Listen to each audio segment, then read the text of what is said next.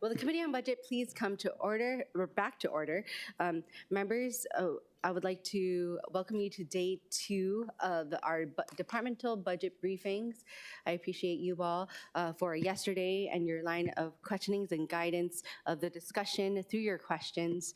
Once again, I made a prompt through departmental budget communications to the City Administration on their presentation, and when we met with the departments, I requested that we allow for the council's questions, the council members' questions, to allow for further follow-ups and guidance on the rest of the discussion.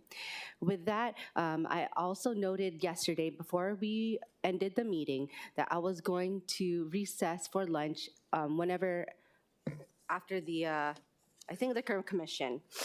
So after the Liquor Commission. So I know that we have hot dogs today, and that's what I'm going to break for. I'm very excited about that.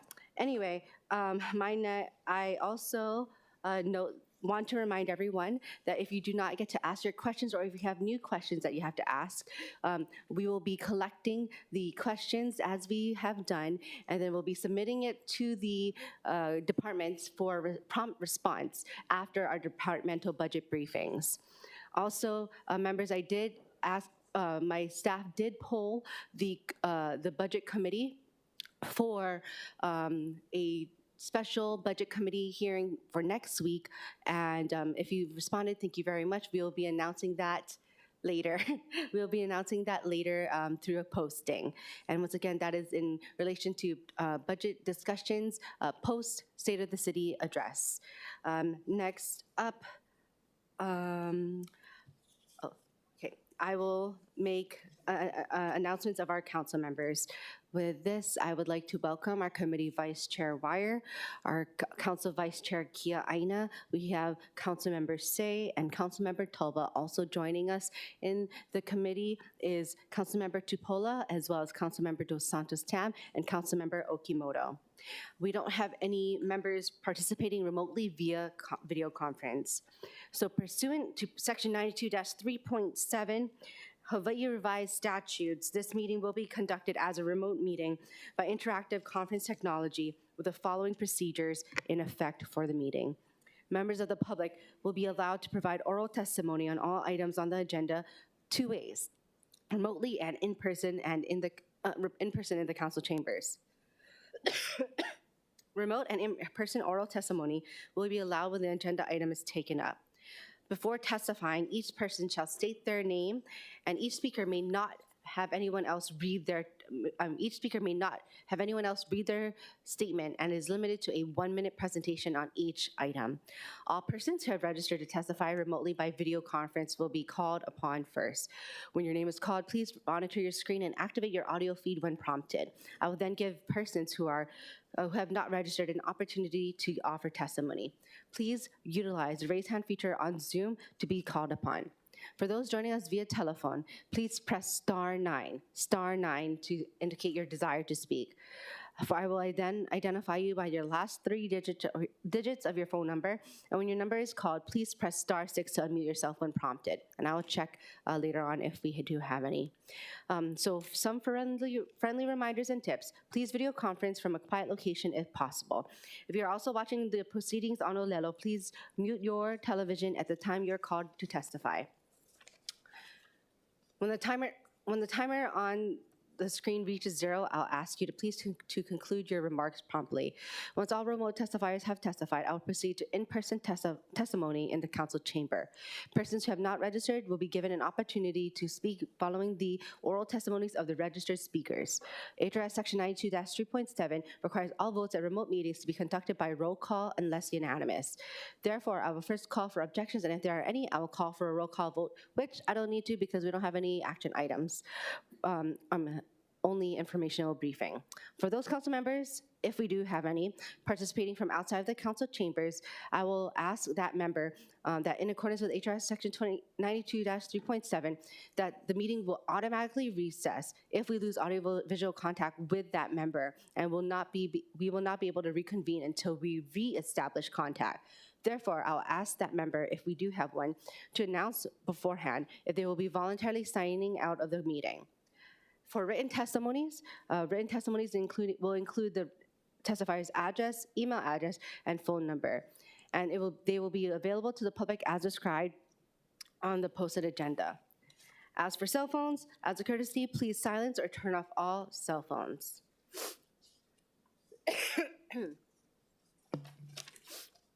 Okay, starting off strong, we have our agenda item number 1, which is our only agenda item, the informational briefing for the Executive Capital and Operating Budget Review. Members, for today, we have the Department of the Medical Examiner, followed by Department of Emergency Management, Department of the Prosecuting Attorney, Department of the Corporation Counsel, along with Ethics Commission, with Royal Hawaiian Band, Liquor Commission. Then we will take lunch, and then we will come back. So hopefully DTS and the rest of the departments after are not here yet, because they will be here after lunch, is Department of Transportation Services, Department of Enterprise Services, Department of Customer Services, and Department of Environmental Services. Once again, members, I did share with you all that in discussion with our budget director, Kawano, that should we go past like 5:30, 6 o'clock, I will then be recessing and moving the tail end departments to the contingency day. With that, we are going to take up remote testimony first. We don't have any registered remote testimony, but is there anyone else online who wishes to testify? Please use the raise hand feature, or if you're on a phone, please press star 9 to raise your hand. Star 6 is unmute, my bad. Okay, all right, seeing none, members, we will now move to in-person testifiers. I don't have any registered in-person testifiers, but is there anyone else in person who wishes to testify? Okay, seeing none, now we will move to the departments for the Executive Capital and Operating Budget. First up, we have our medical examiner and the departmental communications for those online or watching via Olelo, or those who need to get it on your laptops, is Departmental Communication 162. All right, with us from the medical examiner's office, we have our medical examiner, Dr. Masahiko Kobayashi. Welcome, good morning. Good morning. I'm Masahiko Kobayashi. I'm the medical examiner.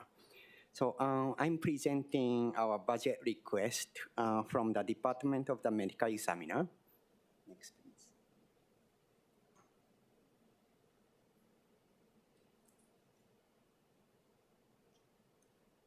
Okay. Our revenue comes from autopsy reports, X-rays, and photographs. And each report costs $5, and we don't anticipate any significant changes. Next, please. These are changes in our operating budget from fiscal year 24 to 25. Salaries are increased by 2%, but we still had to cut 2 positions. And current expenses are increased by about 10%. And I will explain about some key items later. And we don't have any request for equipment next year. This is actually still below the budget ceiling BFS gave to us. Next, please.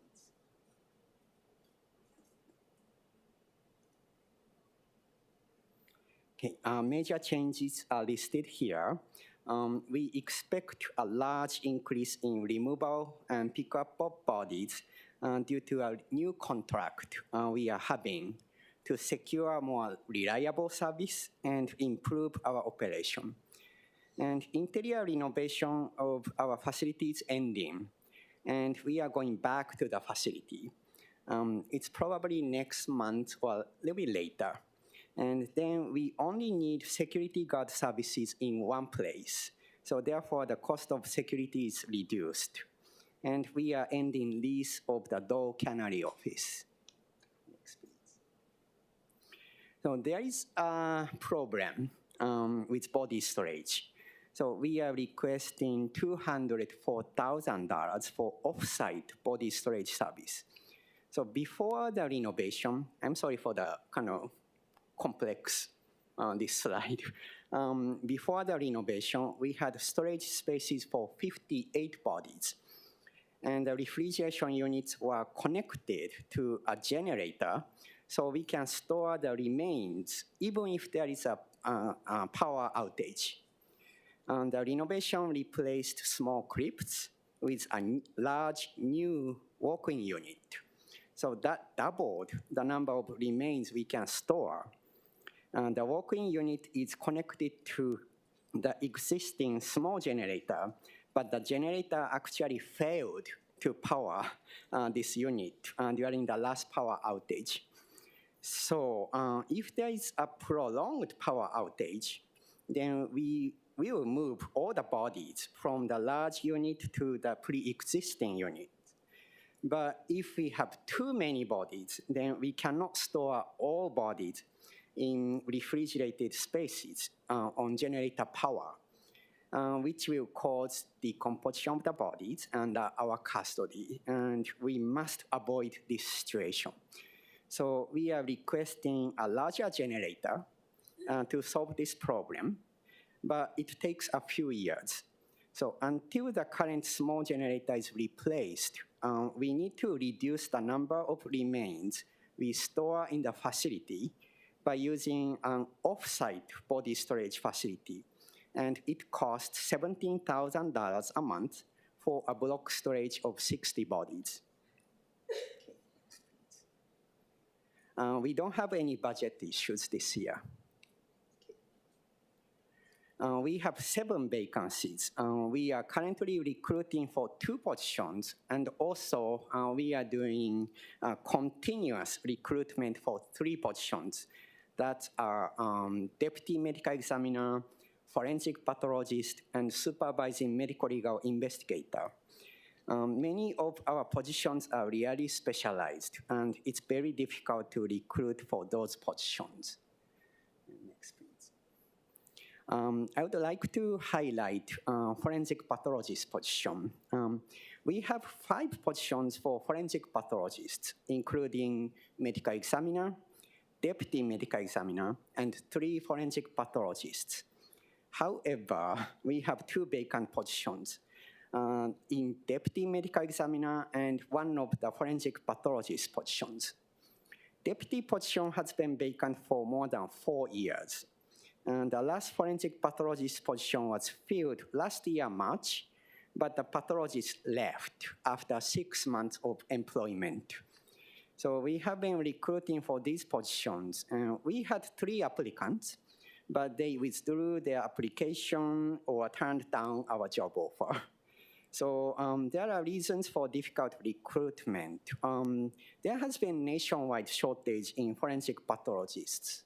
So every day, like 40 to 70 medical examiners' offices are recruiting, kind of trying to get any forensic pathologist. So it's very competitive.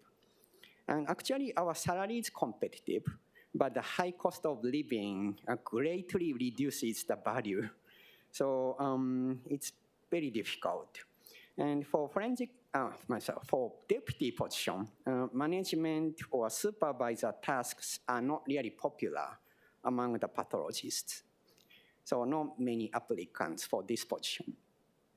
And recruitment as well as retention of our current pathologists is critical for the department and the city. So we are working with DHR and also salary commission. Next, please. Our employees are working overtime due to increased caseload and shortage in our workers. We actually requested more overtime for fiscal year 25, but it was reduced by BFS. So we are expected to use salary savings from pathologist positions. Okay. For the CIP, our interior renovation is getting closer to the completion. Then exterior renovation and small generator kind of getting replaced by a larger generator. This project starts. So this bigger generator is actually very important for some type of mass fatality incident. Okay. Next. Okay. Thank you very much for your time and attention. I appreciate the City Council's support for our department. Thank you very much. Members, are there questions for the medical examiner? We have Councilmember Toba, followed by Committee Vice Chair Wire. Thank you, Chair and Director. Just thank you so much for. I know it's been very stressful the last couple of days, and I appreciate your work in the city and everything you're doing. My question has to do with the offsite. Is that near to where we're at right now? Yes, right now it's near our site. Yes. And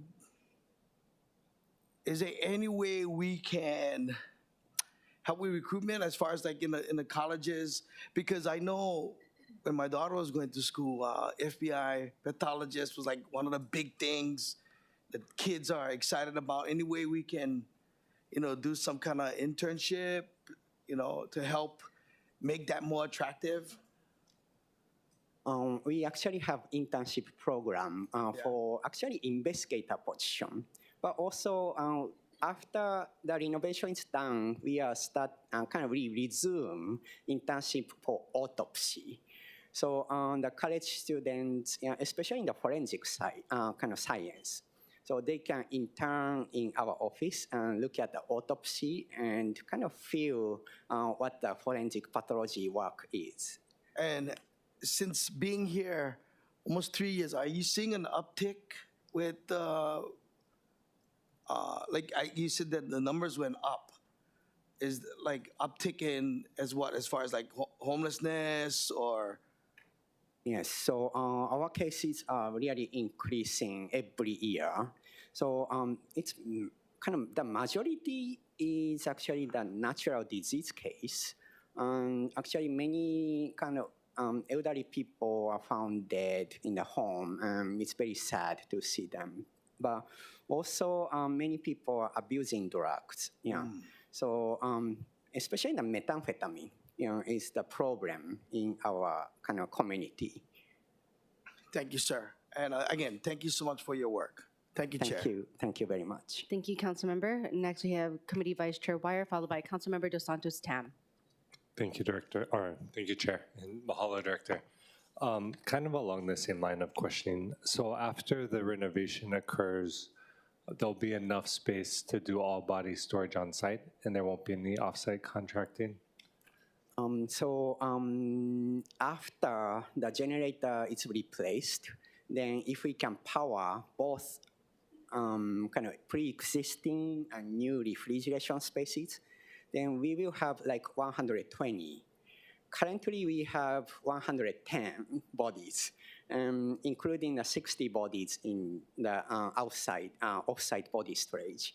So it's not many spaces, kind of extra spaces at this point. And I'm kind of expecting that continues. Yes, so I probably request kind of continued use, for the offsite body storage, but the number of the bodies should be reduced. Okay, and then so the generator, is that incorporated into the renovation, or is it a separate like supply chain issue, or what? Like, is it just as simple as buying the generator and hooking it up, or is it a larger system? Yes, so this project was not originally included in the renovation project, but they are adding to the project. Yes. Do you know the cost of the generator? I do not have the number at this point. I'm sorry. Okay, no problem. And then you had mentioned mass casualty events. So in that situation, there'd be outside contracting too, I'm assuming. There'd be outside contracting for body storage if there's a greater increase or a need. Yeah. Yes. Okay. In terms of filling the positions, have you looked at utilizing any of the salary expenses as maybe like a starting bonus or an incentive or some other type of method to, encourage folks to apply? Yes, actually we are doing kind of bonus, sign bonus, and relocation bonus, and also all the kinds of benefits like going to kind of meeting, kind of in mainland, kind of once a year, and all the license and board certification maintenance, that, and continued medical education, everything paid. So Okay. we are doing everything we can, but it's still difficult. Yeah. And then last question, Chair. So the person that left after 6 months, do you know what kind of position they went to, and was it pay, quality of life, or all of the above? His reasoning was his spouse could not get job in Honolulu, but probably he didn't tell everything to me. But he was very nice person, and so we really miss him. But he actually went back to Canada. He was a U.S. citizen, but working in Canada. And he went back. He came here from somewhere in the Canada, but Vancouver area, and then he went back to Toronto. Okay, mahalo. And thank you. I echo those sentiments. Thank you for the hard work you're doing, because I know there's a lot of components, and I know you're working really hard, so mahalo. Thank you, Chair. So much. Thank you, Committee Vice Chair. Next up, we have Councilmember Dos Santos Tam, followed by Councilmember Tupola, followed by Councilmember Say. Hi, Doctor. Thanks for joining us. The Evile area is going to go through a transformation over the next 10 to 20 years. And so I wanted to ask if there have been any discussions about the medical examiner facility there over that time period, and perhaps moving it to a different part of the island because of all the new activity that's going to happen in Evile. I just talked to kind of DMD, Deputy Managing Director, about it, but we haven't started any discussion yet. Thank you very much. Next, we have Councilmember Tupola, followed by Councilmember Say. Aloha, Director. Thanks for being here. My question is about the current expenses with the change of $134,032. I'm guessing this doesn't have anything to do with the other slides. So what is the increase for current expenses for? Oh, actually, this is about the off-site body storage. Oh, so the 134 does relate to the off-site body storage on the other page? Yes. So actually, we reduced our operating budget. Operating budget means kind of our usual expenses, and we put a lot of money in this off-site body storage, and also the removal and pickup of bodies. But we still requested a little bit more money from the BFS and the city.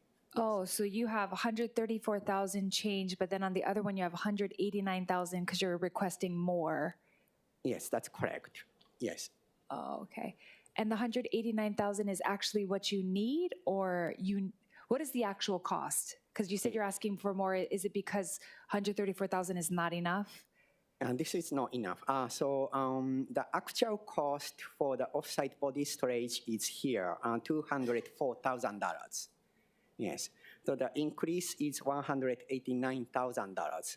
But with the reducing the cost in other areas like security guards and building rentals and all other components in the current expenses, we kind of managed to just request $134,000. So we are doing a lot of efforts to kind of get the necessary costs, but reduce the other areas of the costs. Okay, I kind of see it. It's interesting because it's on 3 different pages with different numbers, but I hear what you're saying. Thank you. Thank you, Chair. Thank you. I'm sorry for the difficult. No, thank you. Yeah. Thank you, Councilmember Tupola. Next, we have Councilmember Say. Good morning, Dr. Kobayashi. Thank you very much for the meeting that we had on Zoom. First, let me just say this. This is what I think Councilmember Toba said.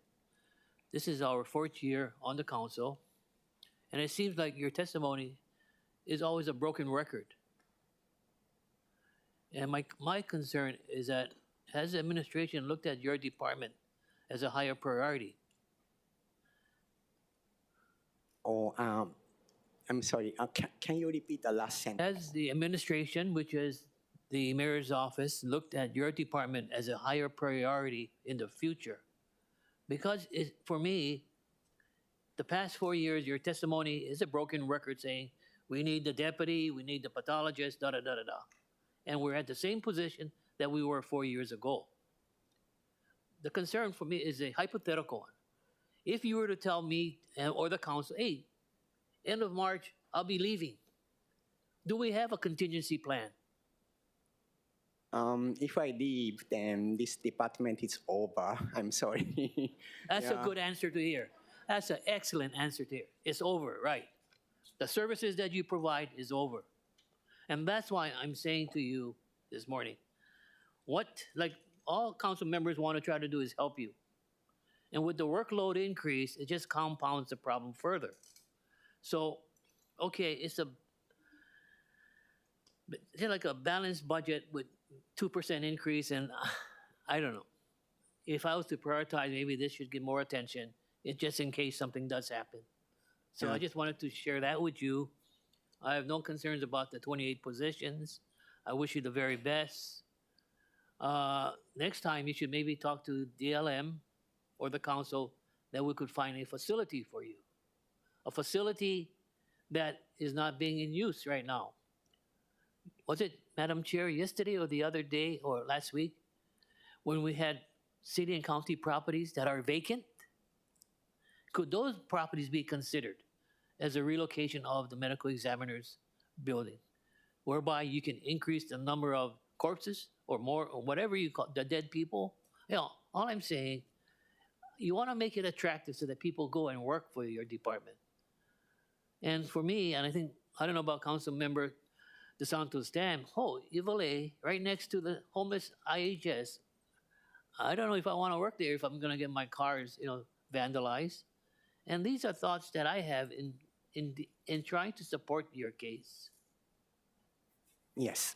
So we have been talking to city administration like every month, and all the problems were kind of given to them. I'm not sure if our department is a priority or not, actually, but they work on each problem and kind of try to solve each problem. So it's getting better and better little by little, yes.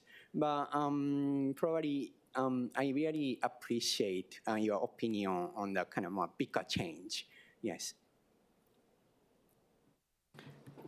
Thank you very much, and that's maybe a good question to follow up with the Department of Land Management as well.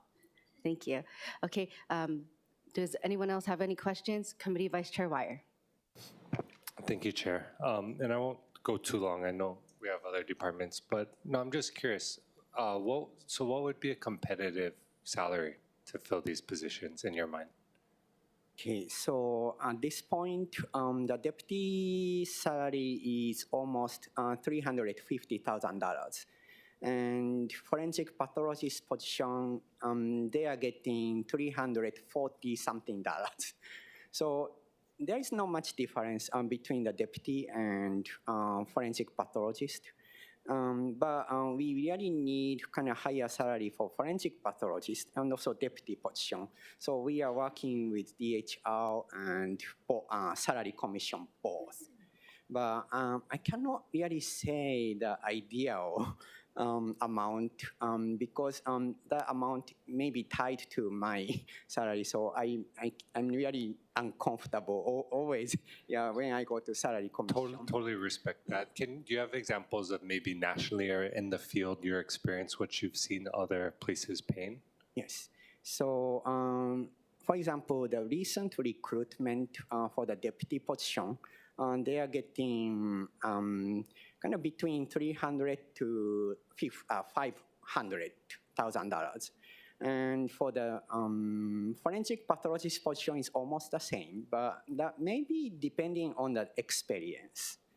Yes. Okay. And when you say recruitment, is that like other cities or private? I'm assuming it's cities if we're looking at comparing it to medical examiner offices. Yes. But Usually county has medical examiner's offices. Yes. Okay. Usually big counties. Yes. Okay. But when we're looking at the 300 to 500 range, is that comparable to the type of salary someone would get in the private sector doing criminal pathology, or? I see. So compared to the private sector, our salary is maybe a little bit low. Okay. Yes. But they are doing other work too, like hospital pathology. Okay. So it's not really simple to compare these positions. Okay, So, yes. appreciate that. But I will actually forward the salary commission kind of material to you, so you can look at. Yes. Perfect. Thank you. Thank you so much. Yeah, no, thank you, Mahalo, Chair. Thank you. Dr. Kobayashi, would you be able to send it to the committee as a whole? Thank you very much. Chair has one question in alignment with the committee vice chair. I know that you've been working with Department of Human Resources, and I know that the city administration has also been looking at tools to vest, not in like 10, 20 or so years, but to make it 5 years. And I was wondering if you've been a part of those discussions as well? Yes. So I have been discussing, kind of, not really personally, but so usually we have discussion with DMD and me, and so that's every month. We are discussing all the problems in our department. Yes.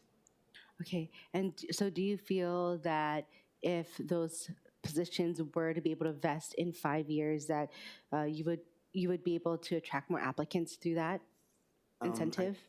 I hope so. Yeah. I hope we can get any applicants. But probably we need to raise more salary. Actually, yes. You said raise salary. Yes. Okay, understood. Okay, and you said the competitive or the national would be about like 350 to 500,000. Yes, it's Okay. kind of approximate. But with considering the cost of living, our salary is actually in the bottom. Yeah. So, Understood. Yeah. Thank you. Okay. I would also like to welcome Council Chair Waters. Is there anyone else who has any questions for the medical examiner? Thank you very much, Dr. Kobayashi. Thank you so much. All right, moving forward. Members, we now have the Department of Emergency Management, which is Departmental Communications 163. Following emergency management is Department of the Prosecuting Attorney and Department of the Corporation Counsel, which includes the Ethics Commission. So now with us, I was just trying to take up time as you walked up, is Department of Emergency Management. Once again, Departmental Communications 163. Good morning, Committee Chair Cordero, Vice Chair Wire, Council Chair Waters, Council Vice Chair Kiaina, and honorable council members. My name is Hiro Toi. I'm the Director for the Department of Emergency Management. I'm joined today by Deputy Director Jennifer Walter, sitting right behind me, and Administrative Specialist Mari Masuoka. She's loading up the presentation as we speak. If you give us a moment just to queue up the slides.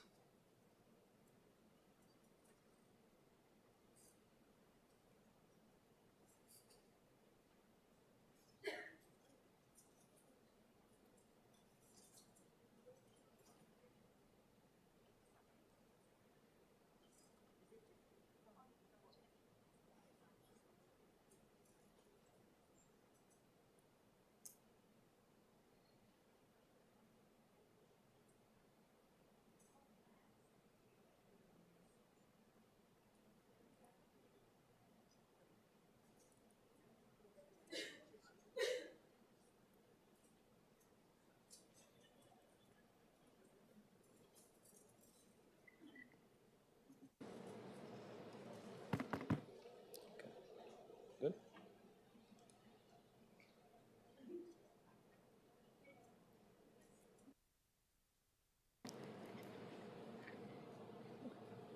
Okay, good morning again. Please excuse the technical difficulties there. Okay, you can go to the next slide. Okay, first I want to give you a comparison between FY24 and the proposed FY25 budget. So you'll see a slight increase in salaries. This is primarily due to collective bargaining increases. You will see a increase in current expenses at 43.7%, And I can explain the increases in just a moment here after I go through this overview. We did actually have to go through a couple of budget transfer requests through this committee in the past to account for the purchase of equipment. Now we are asking for this in the budget for the FY25 cycle. So overall, you'll see an increase in about 17% of our total operating budget for FY25 relative to 24. So as of February 1st, we had 3 vacant positions. Our total FTE count is about 15 and a half. We did have these 3 vacancies, but fortunately, we've been able to fill one of them. Another one has a start date in April, and that leaves us with 1 vacancy that we're going to try to fill before the end of this fiscal year. And that vacancy was created due to an internal movement of staff. One of our staff members decided to take on another position, so that created an internal vacancy. So again, the intent is to fill the remaining position before the end of the fiscal year, leaving us with all of our positions filled. In addition to this, we do actually have 2 grant-funded positions that are on an annual contract basis that are not reflected in the budget or the org chart. Next slide. So we do have an overtime budget of $62,500 requested. This is really to account for our EOC activations, as well as some of our after hours and weekend activities.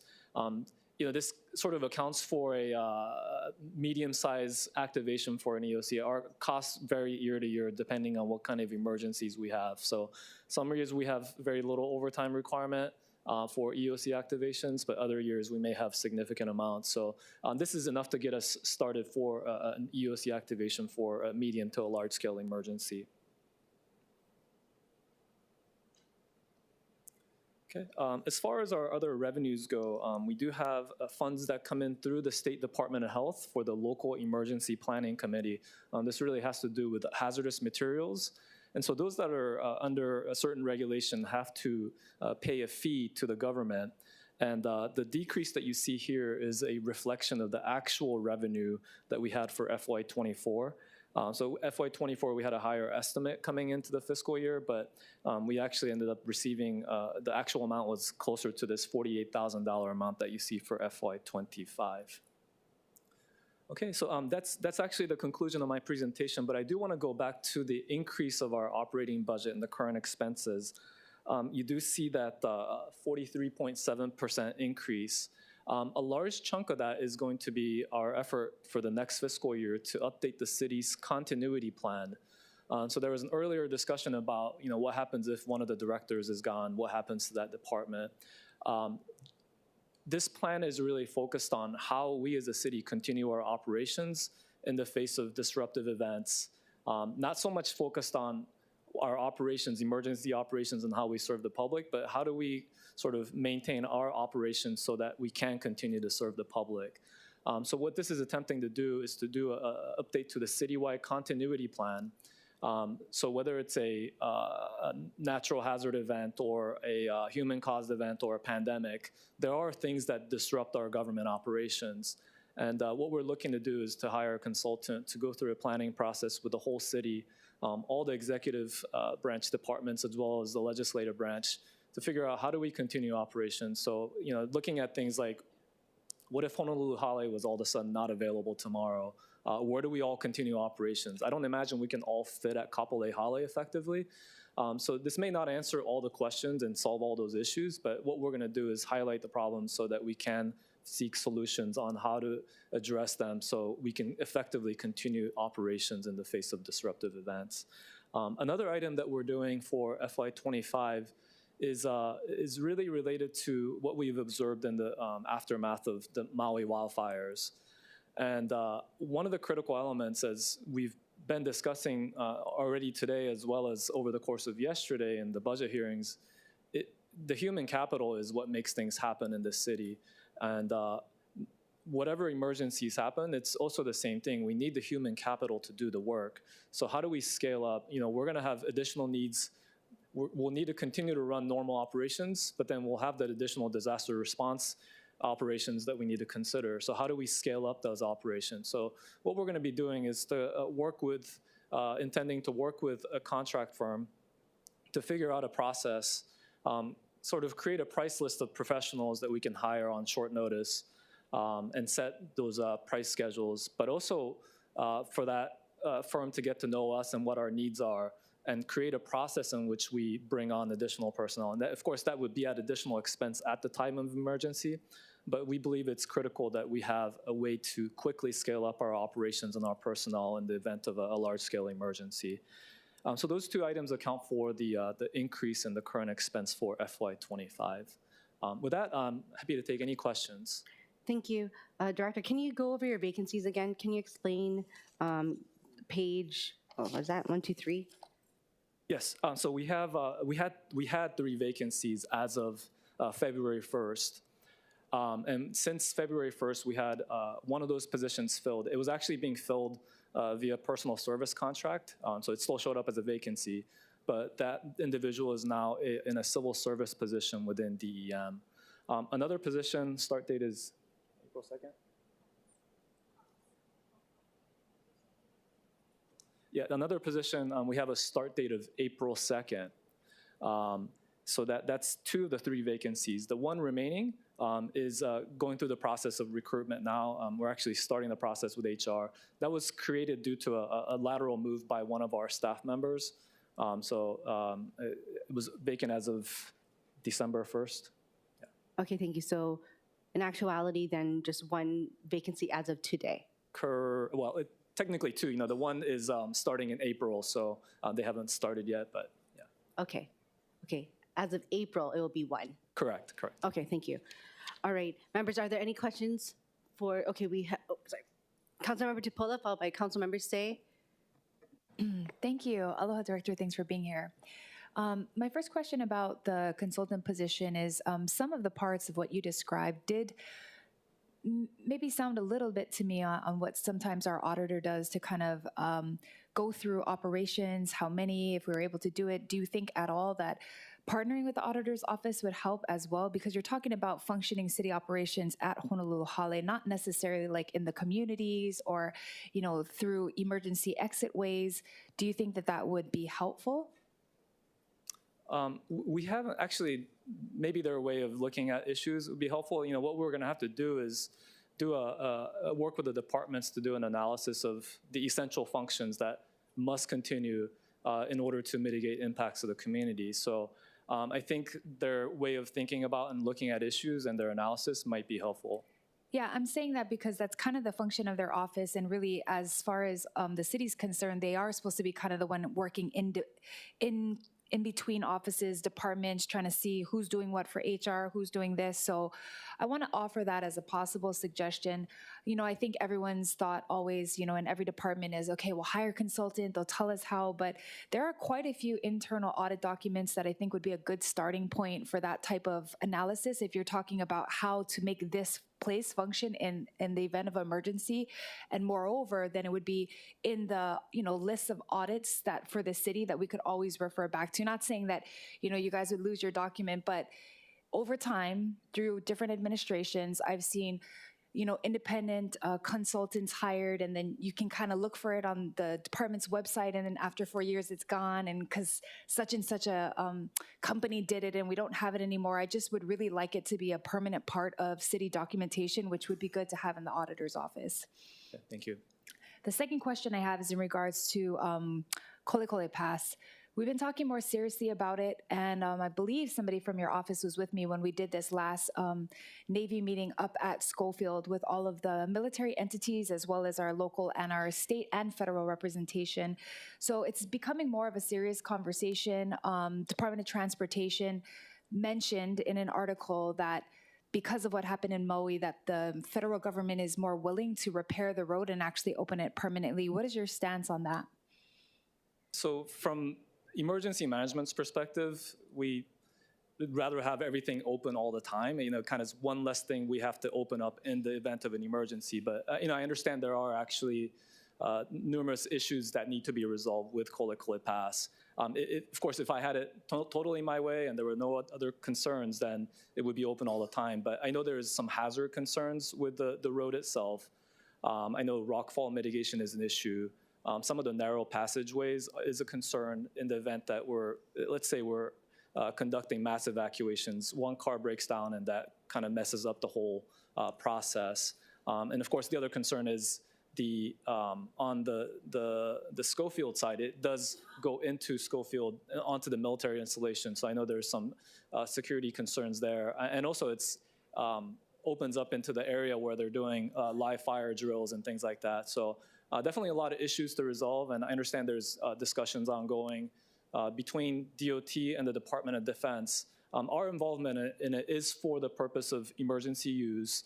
We do currently have a MOA that includes us, the Hawaii Emergency Management Agency, the U.S. Navy, and the U.S. Army to allow for the use of Kolokole Pass for use by emergency vehicles under certain conditions. So we're going through some tweaks right now in that language to make the process smoother.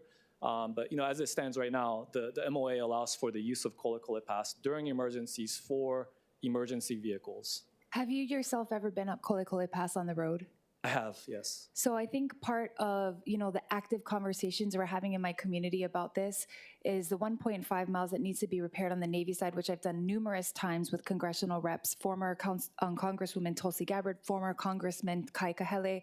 So how active is your office in pursuing these repair efforts on the federal side? I have not been directly involved in pursuing the actual repairs on that side. So I just wanted to publicly invite you to be a part of it. We've had ongoing, we just had another one last month with all of the military representatives. And I think there was someone from your office there, but as something that's super important, in the event of emergency that we're kind of just putting by the wayside, because whether or not we have a MOA does not matter if the road is not passable. If we are not maintaining it, it doesn't matter, because over the years, for them to just open it would be hazardous. So the last time we had a repair there was 2010, when former Senator Inouye was able to get money to repair that bridge. So I think it's very important that we be at the forefront of these conversations, seeing as though the county would be in charge of those emergency responses. I will say that in the military conversations, they did say, despite the MOA, that they would still open it up if there was life and death situation. So I appreciate that their stance has been changing, but I do want your department to be more active in that. Of course, and thank you. And just for clarification, Deputy Director Walters and one of my staff was at a recent meeting last month on these discussions. And it was really, our focus was on how to operationalize that MOA and how to use it effectively.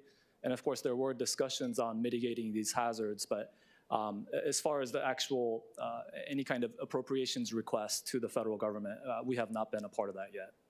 Well, I'd like us to work together on that, because I think for years, I've been in office almost 10 years, for years we've just been talking about how do we keep it at status quo. Status quo, meaning like how do we just have an MOU, open it up. We can't do that moving forward. We would have to repair the road. We'd have to at least maintain it. So thank you, Director, for being open to those thoughts. Thank you for always sending your staff. Thank you, Chair. Thank you very much. Next, we have Councilmember Say, and then followed by Council Chair Waters. Okay, Director, I have a question in regards to what is the definition of a man-made hazard? What is the definition of a man-made? Oh, I'm sorry. Okay. Of course, our department deals with all hazards, and really the intent is for us to be prepared to deal with any kind of situation. There are some core elements to what we do that can apply to whether it's a natural hazard or a human-caused event. So, it could be things that we don't really like to think about, like terrorism incidents or active shooter.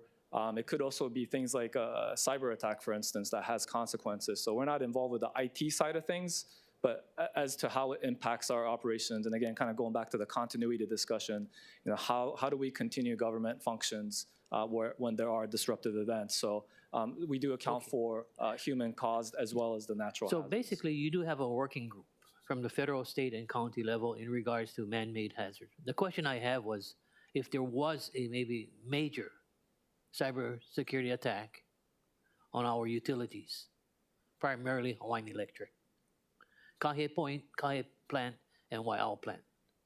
Are you involved in that? Yes, we would be involved in that. Yeah, we would really, that would be a major incident where we would need to really have coordinated response from the county side. And that's our role, is to really coordinate that response.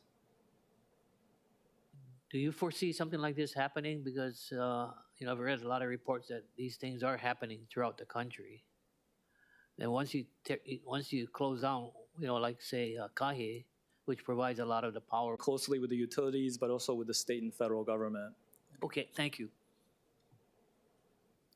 Thank you very much. Next, we have Council Chair Waters. Thank you so much. Good morning. Morning. I'm just looking at your presentation. So there's two items that stick out. One was the $100,000 for the mass notification system, and the other is $200,000 for the citywide continuity of operations plans. Do we, meaning you actually, contract these out, or do you do it in-house? For the continuity plan, we can actually cover both of those. So the continuity plan, it is sort of a specialized area. There's kind of certifications in business continuity planning. So we wouldn't have enough resources in the house and the specialty to do this work ourselves, but our intent is to be able to continue to be able to maintain that moving forward. So that $200,000 would be for contracting a specialist to help us with this continuity planning. The $100,000 for the mass notification system, we're currently going through the procurement process within FY24 to acquire a system to allow us to better communicate. We're enter into a contract with a firm that this is their sole focus, is to do mass notifications so that we can have all the capabilities that we need, not only for DEM, but for all the other city departments that might need to issue notifications to the public. That is in addition to the other systems that we have available to us through the emergency alert system and the wireless emergency alert. So these would be more like text messages or push notifications that go out on an opt-in basis rather than some of these bigger capabilities that we have. What kind of situation do you think we would use this mass notification system? So we have a whole matrix of scenarios. This is actually to replace the existing system. So right now we send out alerts for any kind of weather emergency that really warrants public attention, but it's not quite a life-threatening situation yet. So a flood watch means, hey, heads up, there may be some heavy rains coming up. A flood advisory, there's some rain happening, some nuisance flooding, use caution on the road. Flash flood warning, there's potentially some life-threatening consequences, some property damage. Those are some of the scenarios. And then, of course, as a hurricane's approaching or as any kind of other weather phenomenon that might have impact to the community, we would use that. HPD currently uses the system for road closures, so alerting the public anytime there's a road closure. We could also use this to alert people about potential wildfire threats. So not at the point of you need to evacuate now, but heads up, there's an incident happening system in that instance. So this is separate and aside from correct. So it's a little bit lower level, but just to start getting people ready for potential emergencies. And is it through email, through text? Email, or how does it work? push Social notification. media? Yeah, so I think Augie can do it for free. He's actually pretty good. So one of the concerns for us really is that the system reliability and 24/7, and to be able to do it remotely, having to log on to a city network does provide for additional security, but it also kind of slows things down a little bit. So having capability to do this off-site, from staff cell phone, my cell phones, or from any computer off-site, that would provide a great benefit for us. So it's called a city's mass notification system. So can we use it for other things other than emergencies? For example, if we want to get the word out that we're having budget briefings, could we use the mass notification system just to let everybody know what we're doing here? It's possible, but we would kind of want to make sure we sort out the subscription so that we're not over alerting people. If people are getting it starts to feel like spam, right? So we just have to be judicious in how we use it so that people continue to pay attention. Do you put on an RFP and then you take bids on this, or you already have a contractor in mind? We're putting out a RFP. Okay, the budget chair has a few questions. First off, I know that in your slide, it talks about the overtime. Would you be able to explain a little bit about the 150 hours at $50 an hour and how that all works, and how, like, because you can never really plan for that type of hours or overtime to be used, right? So would you be able to explain that? Yeah, so the $50 an hour is kind of the median range for our staff at the time and a half, so the overtime rate. And historically, our overtime usage varies pretty significantly year over year, so it's hard for us to kind of plan for this. And so what we are accounting for is sort of the known amount of after-hours calls that we get. That's fairly predictable in terms of how many calls our staff get after hours, any kind of weather notice, that type of thing. And then we also do community engagement activities, after hours meeting, that sort of thing. So that counts for a base amount of it. But this amount is sort of what we think is the kind of a medium-sized EOC activation. Let's say a hurricane's coming, we have extended EOC activations.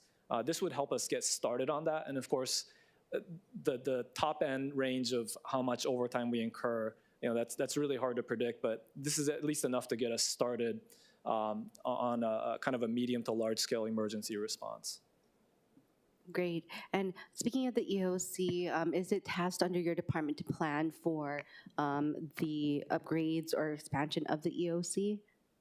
Yes, so that's one of the things that we're working on now is the design and construction of a new EOC. There was a planning document at EA that was published right before, as COVID was starting in 2020. So we sort of had to set that aside. And of course, administrations changed, and some of the priorities have changed over the years. So we are currently working with the administration and DDC on how we can sort of re-engage this effort for future EOC for us. Thank you. And my next question is in relation to the Emergency Management Reserve Corps, the volunteers.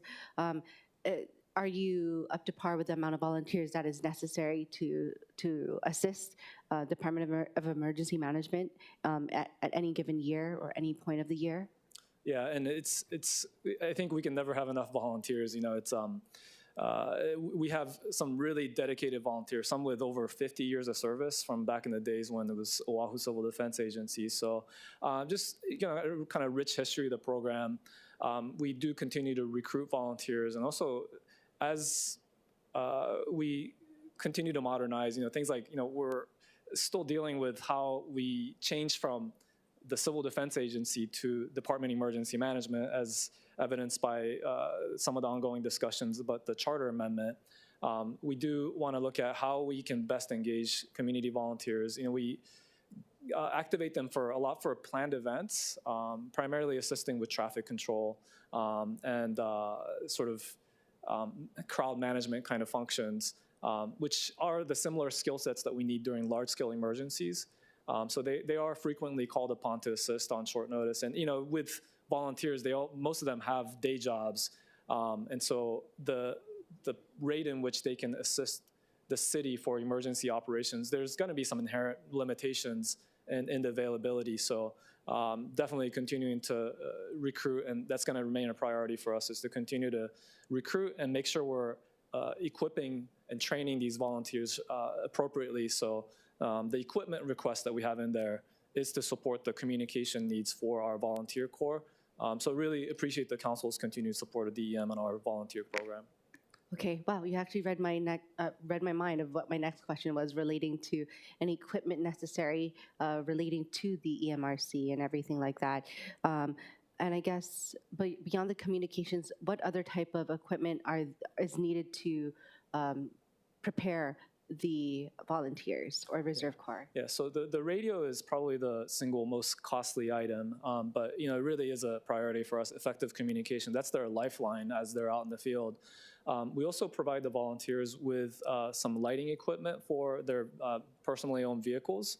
So there's a process in which we need to check their vehicles for appropriateness for use in emergency purposes. So this is done in conjunction with CSD. So you'll see actually our volunteers in the field with red light bars on top of their cars. Yeah.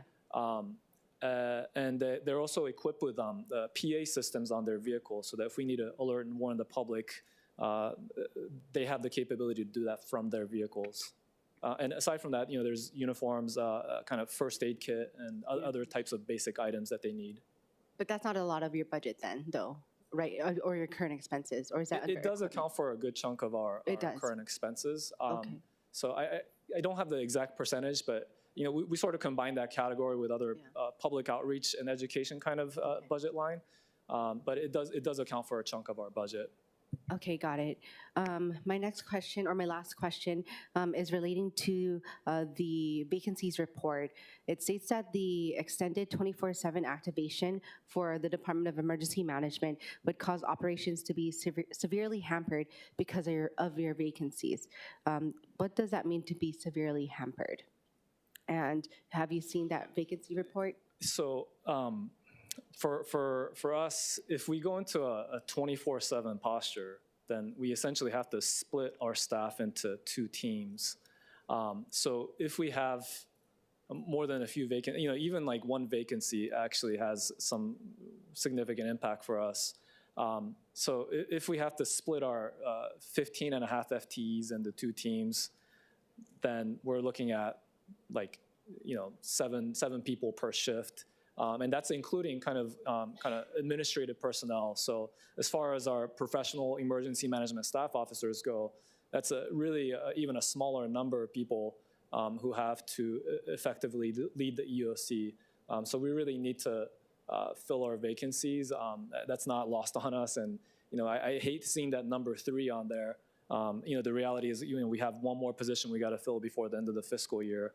But for us, as a emergency management agency, to effectively coordinate the city's response, we really need to have all those positions filled. But that being said, emergency management is not just about us, it's really the whole city. We create that structure and the framework in which we can organize ourselves. So we continue to work with all the departments and the administration to make sure that we're taking this on as a whole city to prepare for large-scale emergencies. Okay, thank you. And I know that, so I've been a staffer throughout different hurricanes or like incidents, and I know that although council members and council staff or legislative branch are non-essential, of course, a lot of people then do look to the council or legislative branch for information due to, I guess, due to the nature of our positions. With that, I know that sometimes communication or information can also be outdated, like whether it be shelters related and whatnot. So how are you looking to update, I guess, the communications also with the legislative branch too? Yeah, that is a very good question. And this was alluded to earlier, but one of our mantras at the DEM is to eliminate single points of failure. So any system that we develop cannot be dependent on one person to execute that. So what we want to avoid is having a situation where all of the council's communication information needs has to come through me or the deputy director. That's just a recipe for failure. So what we're working on with the administration in our update to the emergency operations plan that's kind of ongoing now is to create this sort of external affairs group through the administration led by the mayor's chief of staff. So as far as kind of external communication with the legislative branch, having more dedicated focus to that function through the administration is what we're looking at as the plan, rather than depending on myself or the deputy to provide that communication. So we're trying to structure it so that it'll be sustainable and executable and not dependent on a single person and creating a bottleneck. Thank you. That is really great. I mean, we're not trying to get ahead of you or anything. It's just, of course, the nature of the job where a lot of things come to us. And if we don't have updated information or have incorrect information, we also don't want to distribute that as well. But thank you. I appreciate that. I know that, do we know a timeline of when we expect that to kind of be implemented? So I think it's not formalized into the plan yet, but I can say that if an emergency were to happen tomorrow, that we would follow that structure and to lean on the administration and the mayor's chief of staff to carry out that function. Okay, thank you very much. I guess I have to meet him. All right, so members, does anyone else have any questions? Okay, Councilmember Say. Director, this is a philosophical question. What lessons did we learn from the Lahaina wildfire? Yeah, so I think first and foremost is on the very front end of this is the alert and warning function. So I did talk about this a little bit earlier in terms of our ability to communicate with the public.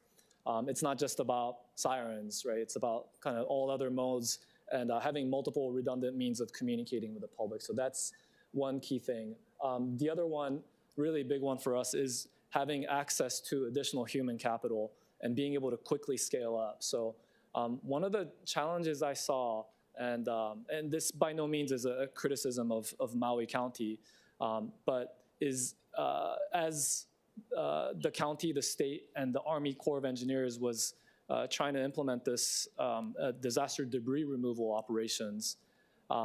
It's typically not handled by government to remove debris from private property. And what has to happen is these are all individually owned property, so you have to get consent from the property owners to enter that property and remove the debris.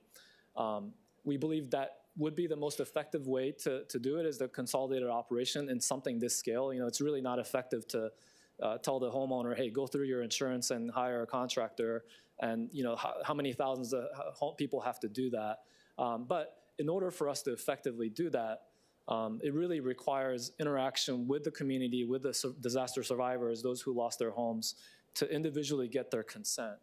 And we operate in an environment where there's lack of trust for government, and really requires us to be a high-touch operation. And you know, there may have been rumors going around saying, hey, if you sign this right of entry, that means you're signing away your property. And just these rumors go around. So we really have to have the personnel to be able to effectively communicate that, and to do that individual touch with the disaster survivors. And on the back end, as those signed rights of entry come back, it has to get processed by the county and then transmitted to the federal government. So it really, it sounds kind of bureaucratic, but it's bureaucratic by nature and necessity. And it means that the federal government can come in with tremendous capabilities, but we have to be able to receive that on our end. And so it really takes per people to be able to do that. So that is one of our priorities for the next year, is to create this structure and a relationship with the firm so that we can quickly scale up our operations if we ever need to. Thank you very much. Members, any other questions? Okay, seeing none, thank you very much. Thank you. Okay, next up, we have Department of the Prosecuting Attorney, followed by Department of the Corporation Counsel, followed by the Royal Hawaiian Band, and followed by the Liquor Commission. For Department of the Prosecuting Attorney, for those who wish to see the presentation online, it is Departmental Communications 160. I do also want to remind members and members of the public, and also the administration who's watching, that we will be recessing for lunch after Liquor Commission. All right.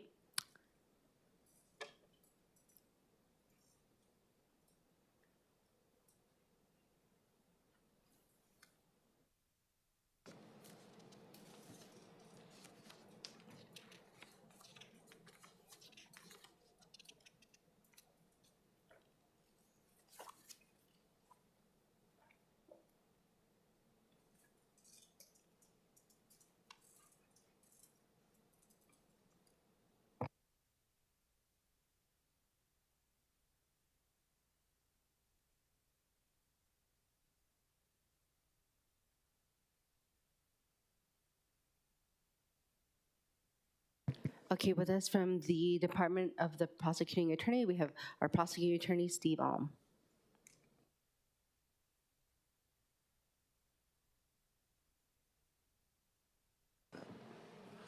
Good morning, Budget Chair Cordero, Chair Waters, members of the committee. Good morning.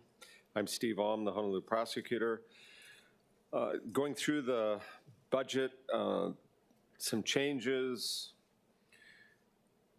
we had an increase overall from 28 to 29 million increase, primarily due to changes in victim witness counselor positions funded by federal and state grants.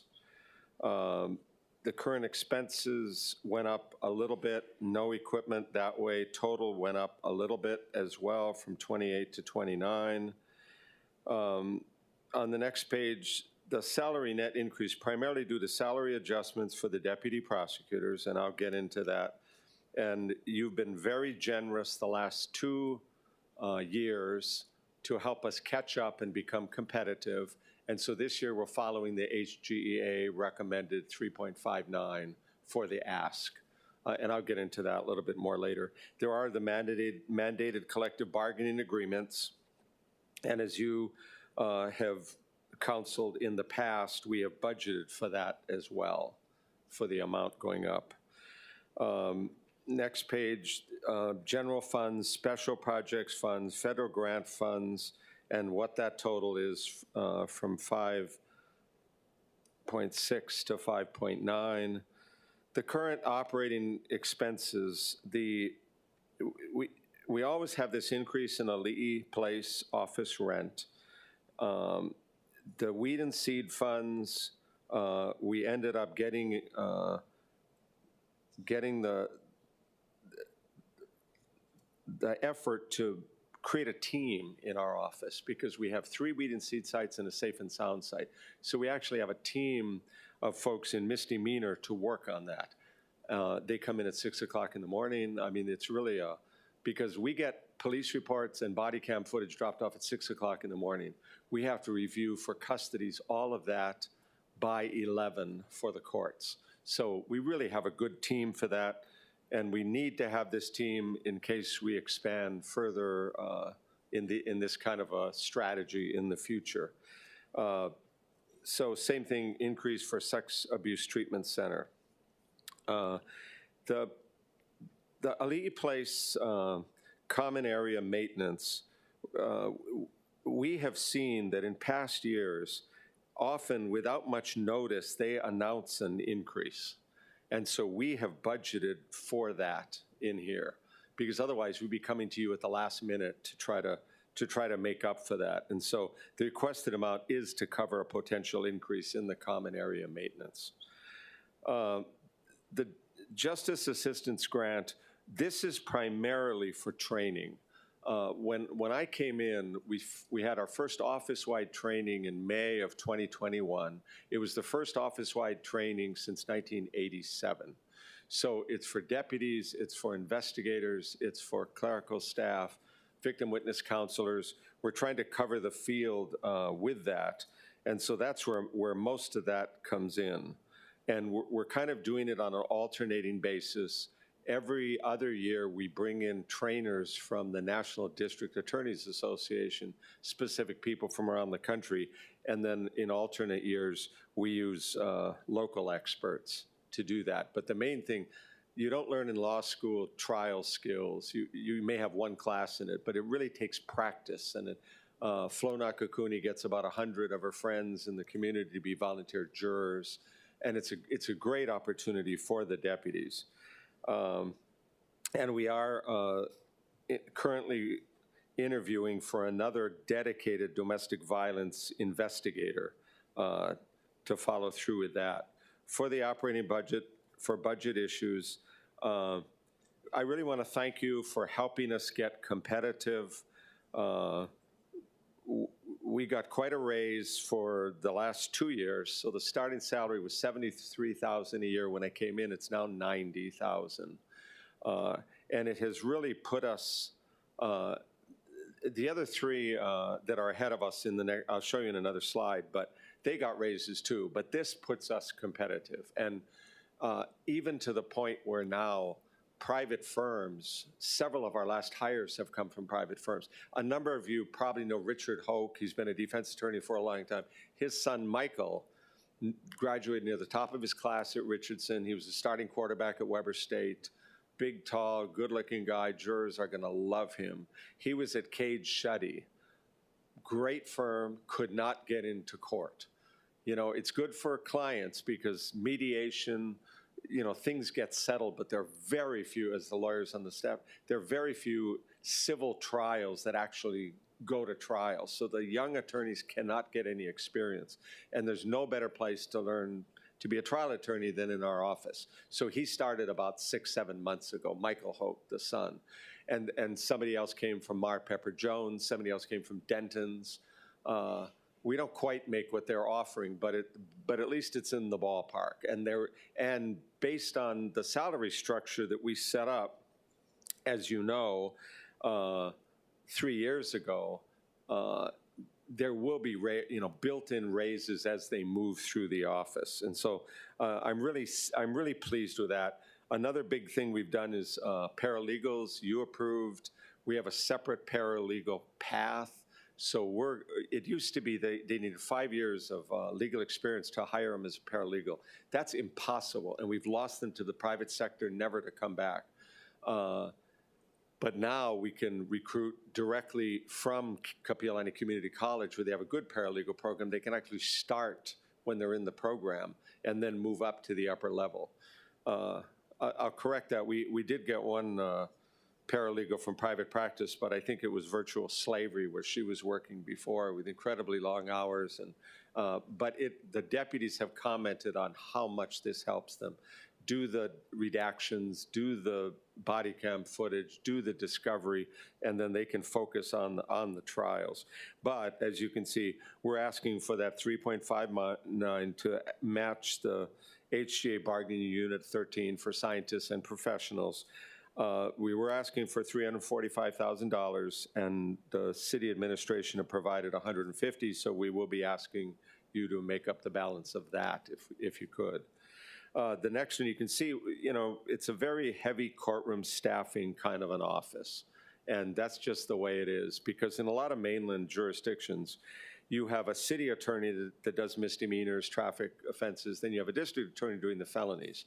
The way it's set up in Hawaii is the offices do it all, from traffic tickets to murder.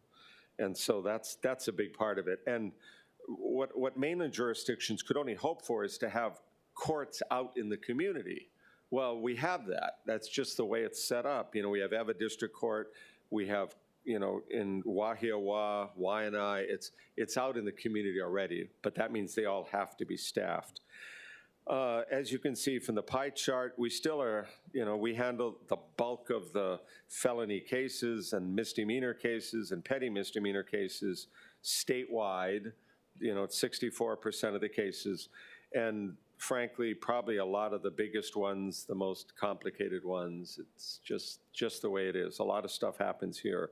HPD is tremendously busy that way. You can see from the next slide that we are fourth as far as that goes, and has always been the case. Our neighbor island fellow prosecutors have to pay more to get people there.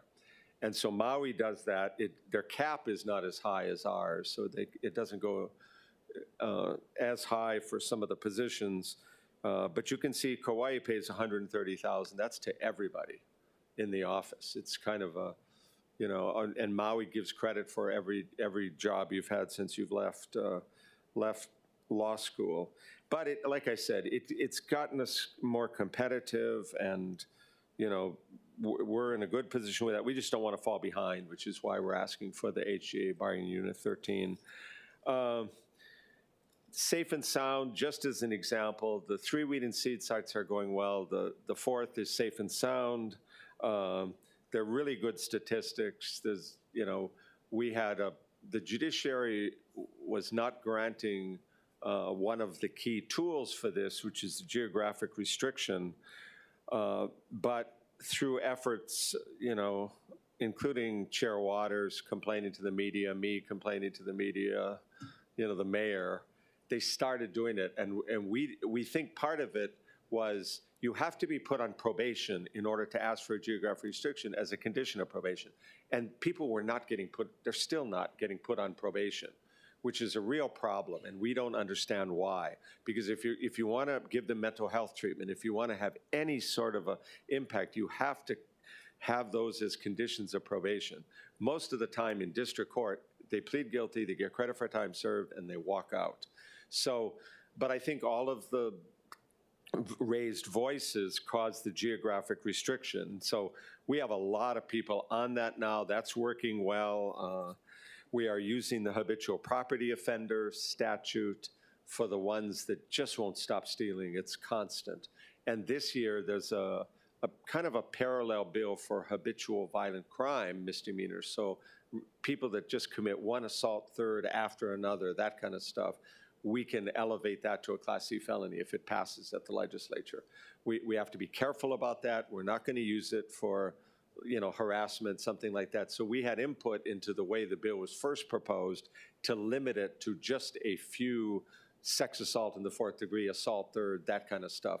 Because you can really hurt somebody. They can be black and blue, but if you don't break a bone, it stays as a misdemeanor. So, and if we can convict them on one, we're not looking at sending them to prison for years, but it's on their record. They can have 4 years of probation, then they can really deal with some of these underlying problems.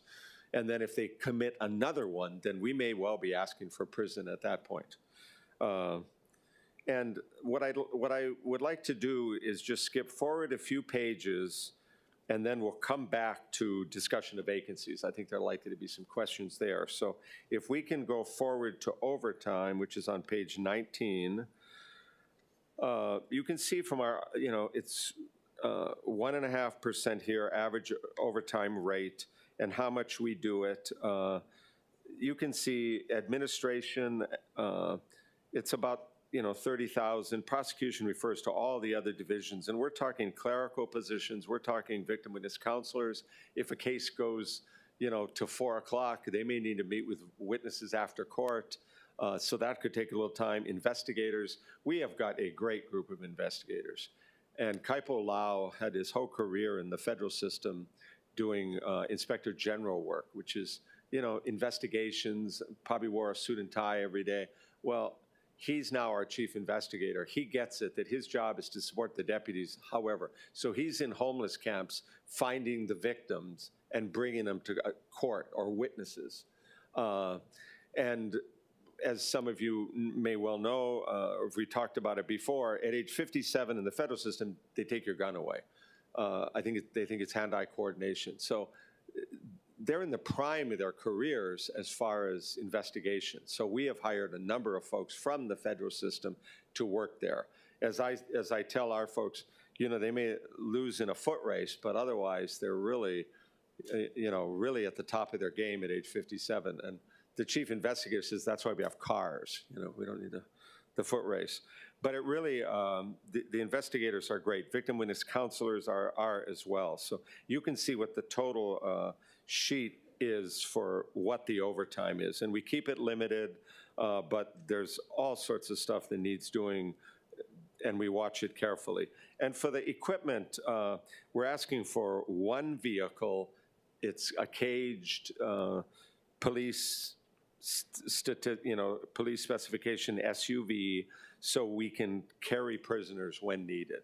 We have one Dodge Charger right now that's set up that way. That's fine, but it's in there for, maintenance. It's in there for repairs. Or if we have two prisoners at the same time, we need the backup. So that's why we're asking for one additional vehicle at the end. And then if we could go back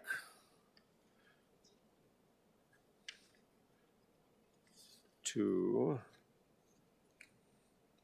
page 16, I am going to call my Chief of Staff, Paul Mao, up to make the presentation and answer your questions. Thank you. Thank you. Members of the City Council, let me just talk a little bit in detail about the vacancies at Department of the Prosecuting Attorney. FY25 versus FY24. FY24, we had 39 vacancies on the general fund. As you can see on this sheet, we have 51. Now, as you can see from the disposition of vacancies, we do expect that a lot of the vacancies that we're showing as of February 1st are going to get filled. We anticipate that, before we hit into the new fiscal year, 27 positions are going to be moved into these permanent. The reason why is we had a bunch of contract positions, as we lost personnel, we used savings and we paid for contracts to immediately get help, to our different clerical sections, right? Felony Trials Division, the Misdemeanor Trials Division. And what's happened is now that these folks have some time, they've got some experience, they got trained, they learned how to use our case management system and all of our processes. They're going to be applying to try and get into the permanent slots. So when we're talking about this number, 27 positions prior to July 1st, that's predominantly about contract positions that are moving from the contract spot into the vacancies. And we found that this has been very good because, during the contract period, we can kind of tell and have a good idea and evaluate these employees to see how they function in the divisions. And then, we'll encourage folks to go apply for the permanent spots. And this has been something that's worked out well for us. And it's been very helpful, I think, in order for us to fill vacancies. The back half, or I don't know if it's back half of the calendar year, but at the front half of fiscal year 25, you'll see that we have 23 positions that we anticipate filling. And where that primarily comes from is about prosecuting attorneys, deputy prosecuting attorneys. From last summer, we had summer interns, we had 12.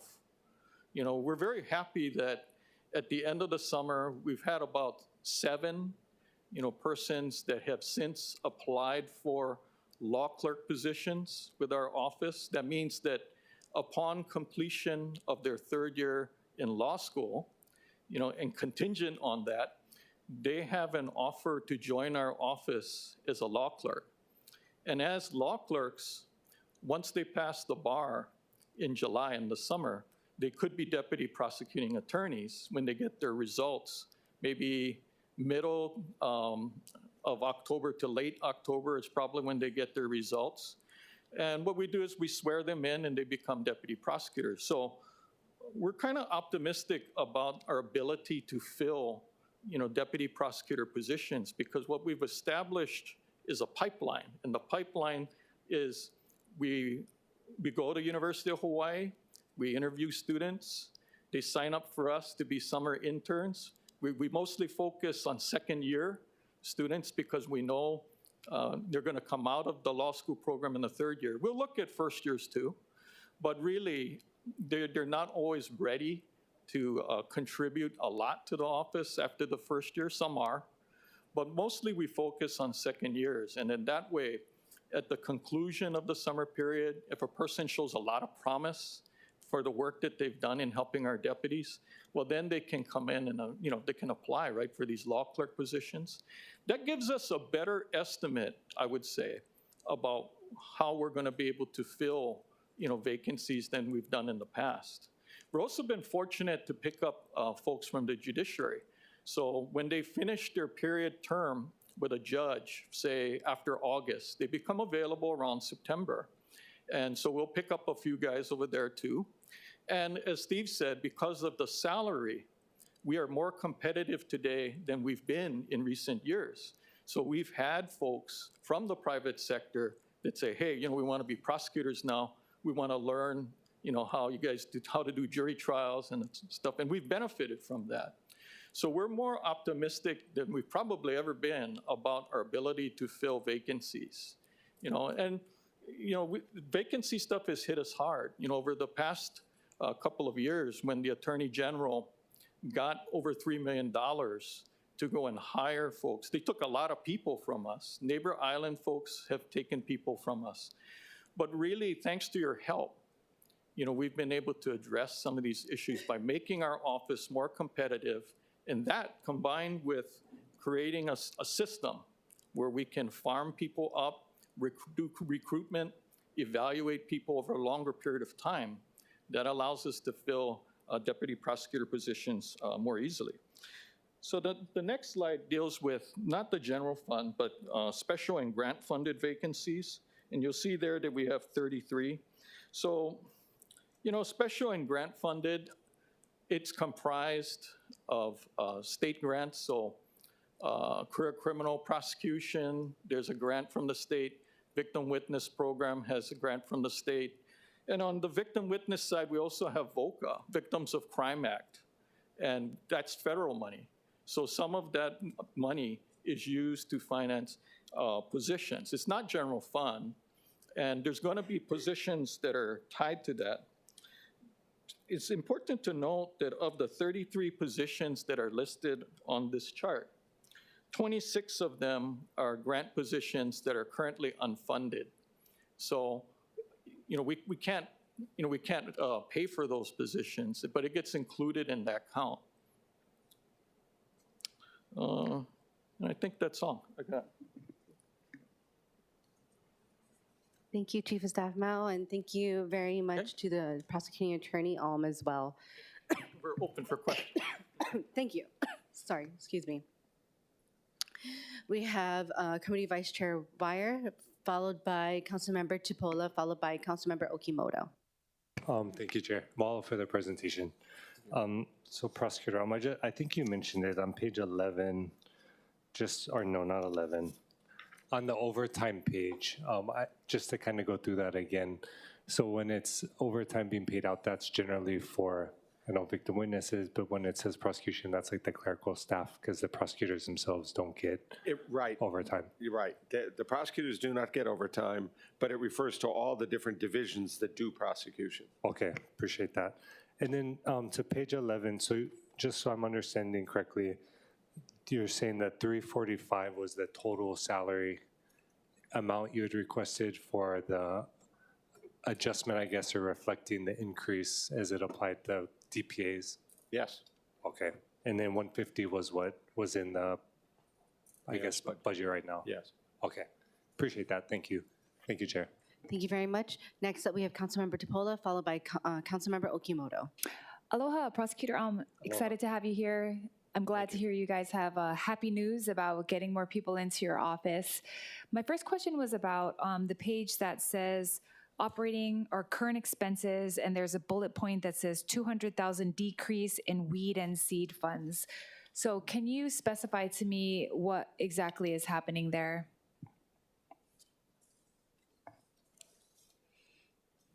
Okay,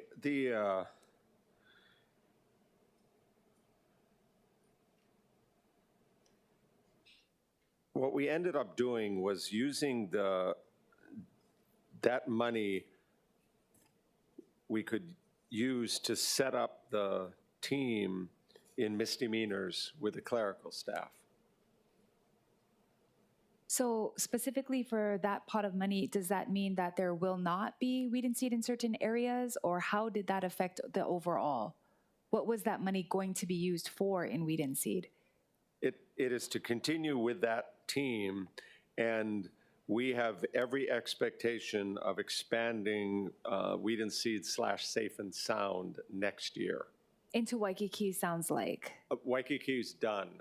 So you guys have it right now in, go ahead. Waipahu, Eva Beach, Chinatown, and Waikiki. We're hoping to look at something west in the future. Thank you. So you're saying that this decrease in funding is not going to affect the program? No. Okay. And then my next question is, does the DV investigator that you have listed here work with the Domestic Violence Action Center, or are you guys pretty much separated from them?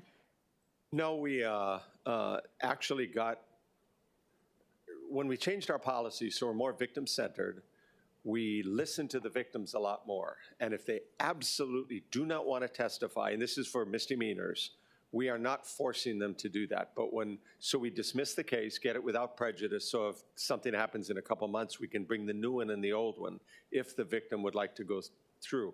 But once we dismiss it, we have to step back. We can't be a part of the case. So we had embedded a DVAC person one morning a week. That works so well that they got a grant. We have a full-time person now from DVAC to pick up that slack. We're talking about a DV investigator to be working with them, embedded with them, with an office with them, working on those cases. Yeah, no, that's good. I mean, they did put in the news that all the lawyers from Domestic Violence Action Center had left, but I saw that in yours, so I figured at least there is some help still there.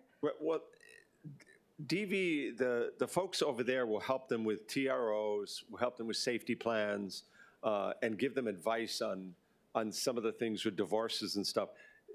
What we do is totally separate as far as criminal prosecution. True. And that continues unabated.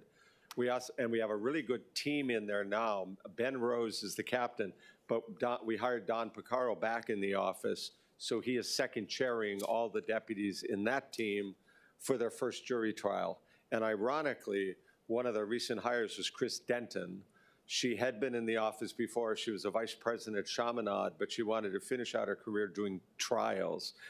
And when she had been in the office before, Picaro was doing a felony with a family member. She had the son in district court for a misdemeanor, and now he second chaired her on her first jury trial back in the office. So I think things are going really well there. Tiffany Caello is an excellent division chief. She and is. So that's a really tough area, and there have been some really tough cases in the last year, but I'm really confident with the way they're handling it.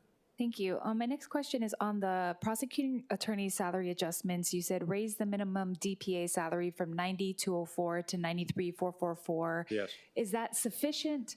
I know you guys said you guys had a lot of success, but that is barely an increase. You know, we're trying not to be greedy with this. You were very helpful last year and the year before.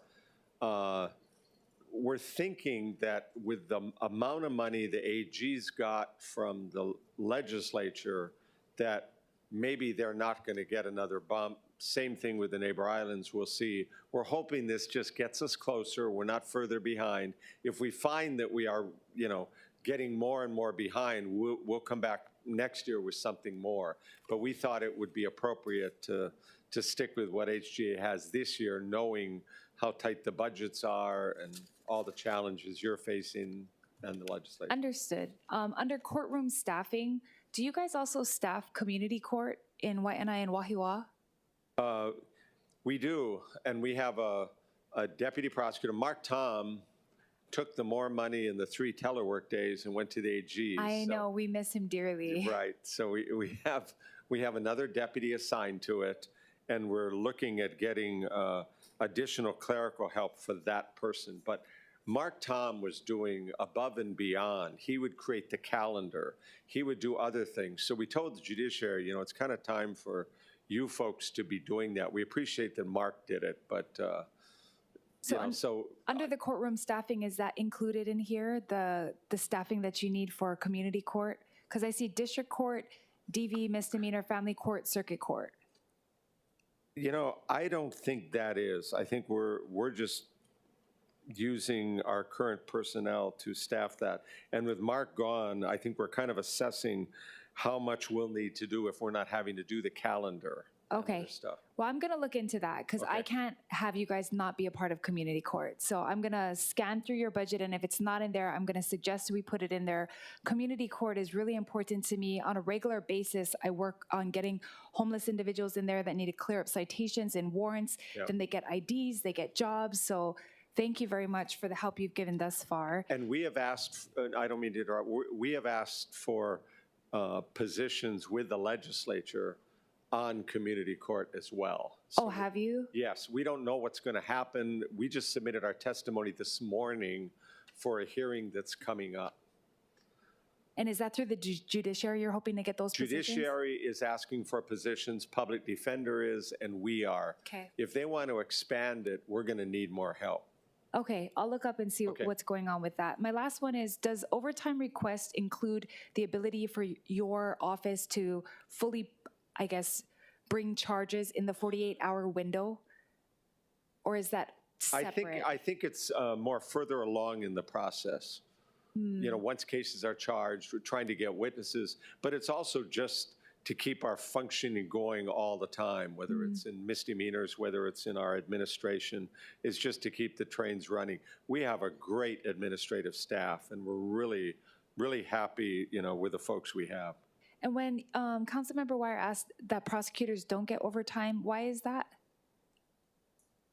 Well, I think it's seen as a professional kind of job. You do whatever hours it takes to get the work done. I see, because they're not like a 9 to 5. It's like case by case by. Right. There are a few that are 9 to 5. We're trying to stop that. But I mean, whenever we're interviewing folks, we're saying this is, if you want to be a good lawyer, a good prosecutor, this is not a 7:45 to 4:30 job.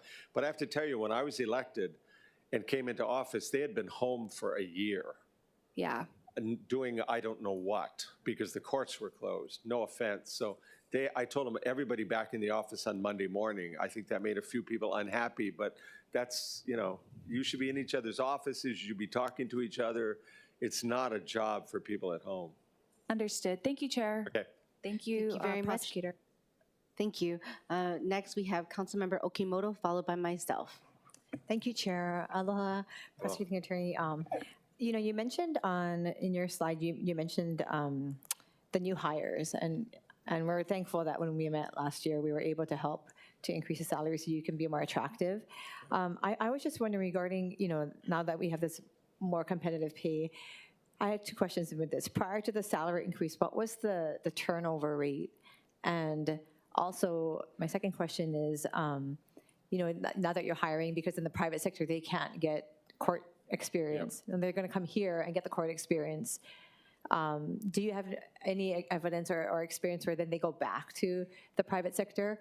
And I know the salary increase is more recent, but is that I'm worrying about, they get the training from us, you have the grants for the JAG, and then we have more competitive salaries now. Are we going to then, after they get the experience, lose them to the private sector? If we can get 3, 4, 5 years of good work out of it, I think that's fair, doing it that way. We lost one guy from misdemeanors because he learned enough and then he went to work for one of the DUI defense attorneys. I mean, that's just as much a danger.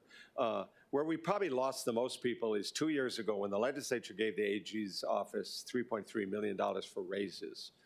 We lost a bunch there. And, just to generalize, people join our office because they're hard charging, they want to help victims, they want to do trials, they want to do that.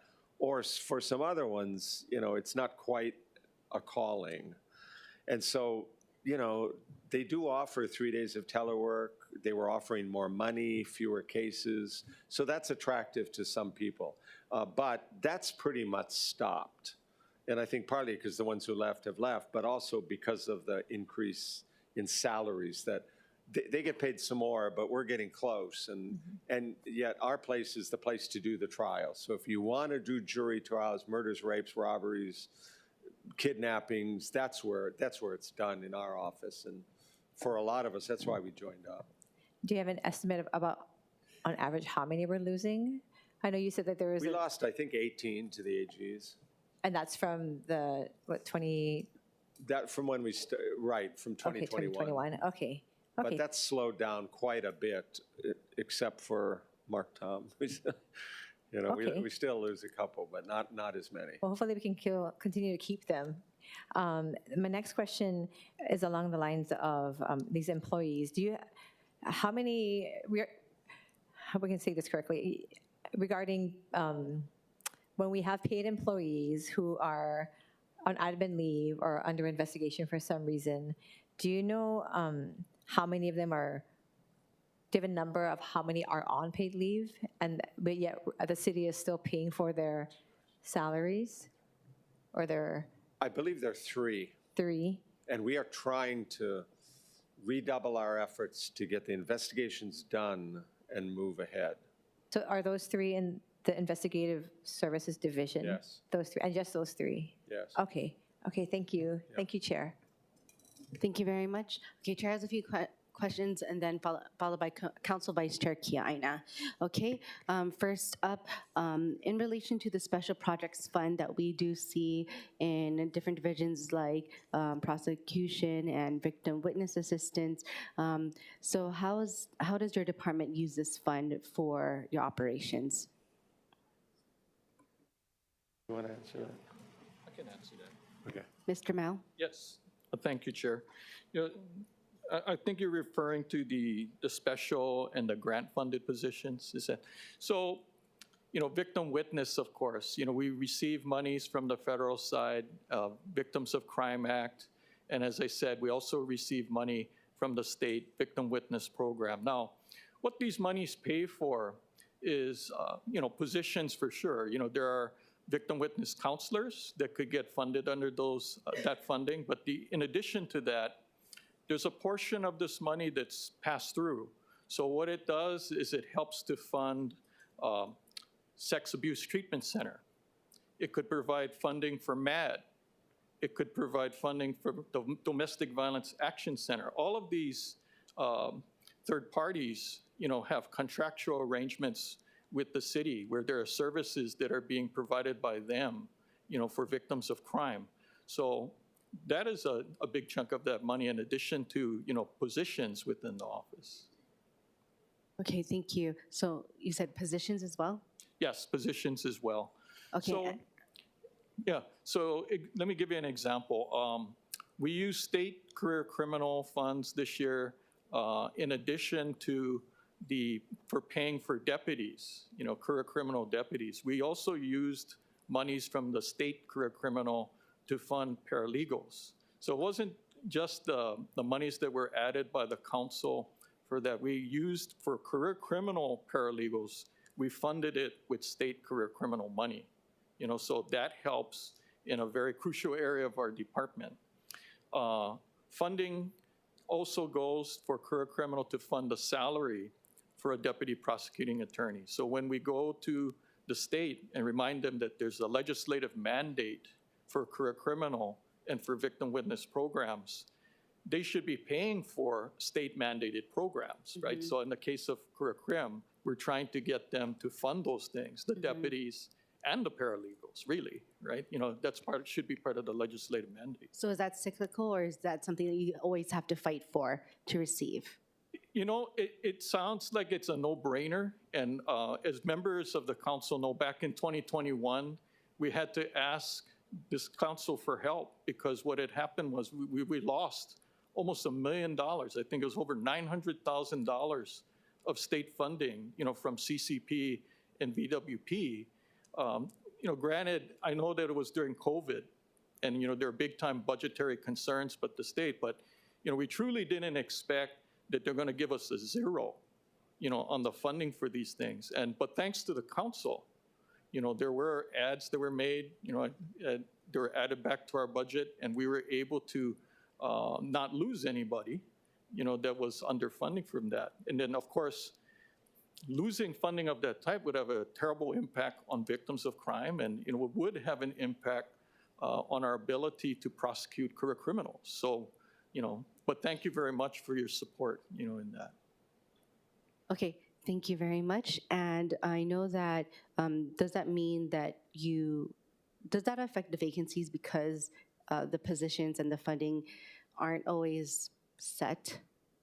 We have to plan for the possibility sometimes that, as we did in 2021, that where we can try to, lifeboat some people, right? So where they would have been in one of those limited term type of positions, we did have to convert some guys where there was a vacancy into the permanent. Now, it would have been better if we could have both positions, right? You want the LTA and you want the permanent, but when there's a person that was in an LTA and they're getting threatened under the loss of the funding, we don't want the person to lose their job. And so we did do that. We did help people in the staff. Interesting. Let me add something. Just we don't know how this is going to play out, but recently the finance chair, for some reason, eliminated our funding at the Honolulu prosecutors for career criminal and victim witness, and did not touch the other neighbor island offices. So we'll be going to the Senate asking for that to be restored. But as it stands right now, we were the one county that it was eliminated for. So we're trying to figure that out. Prosecuting attorney, do you know the reason? Is there any explanation? Nope. Just when he was going through all the cuts in all the departments, we were aligned in that. And May I ask who he is? Chair Yamashita. Oh, okay, gotcha. Okay, thank you. Thank you for that explanation. And also, I know that you mentioned about the hearing that's coming up. Would you be able to share that if it's a resolution or if it's a bill number, and also when that possible hearing is coming up? Okay, will do. Thank you.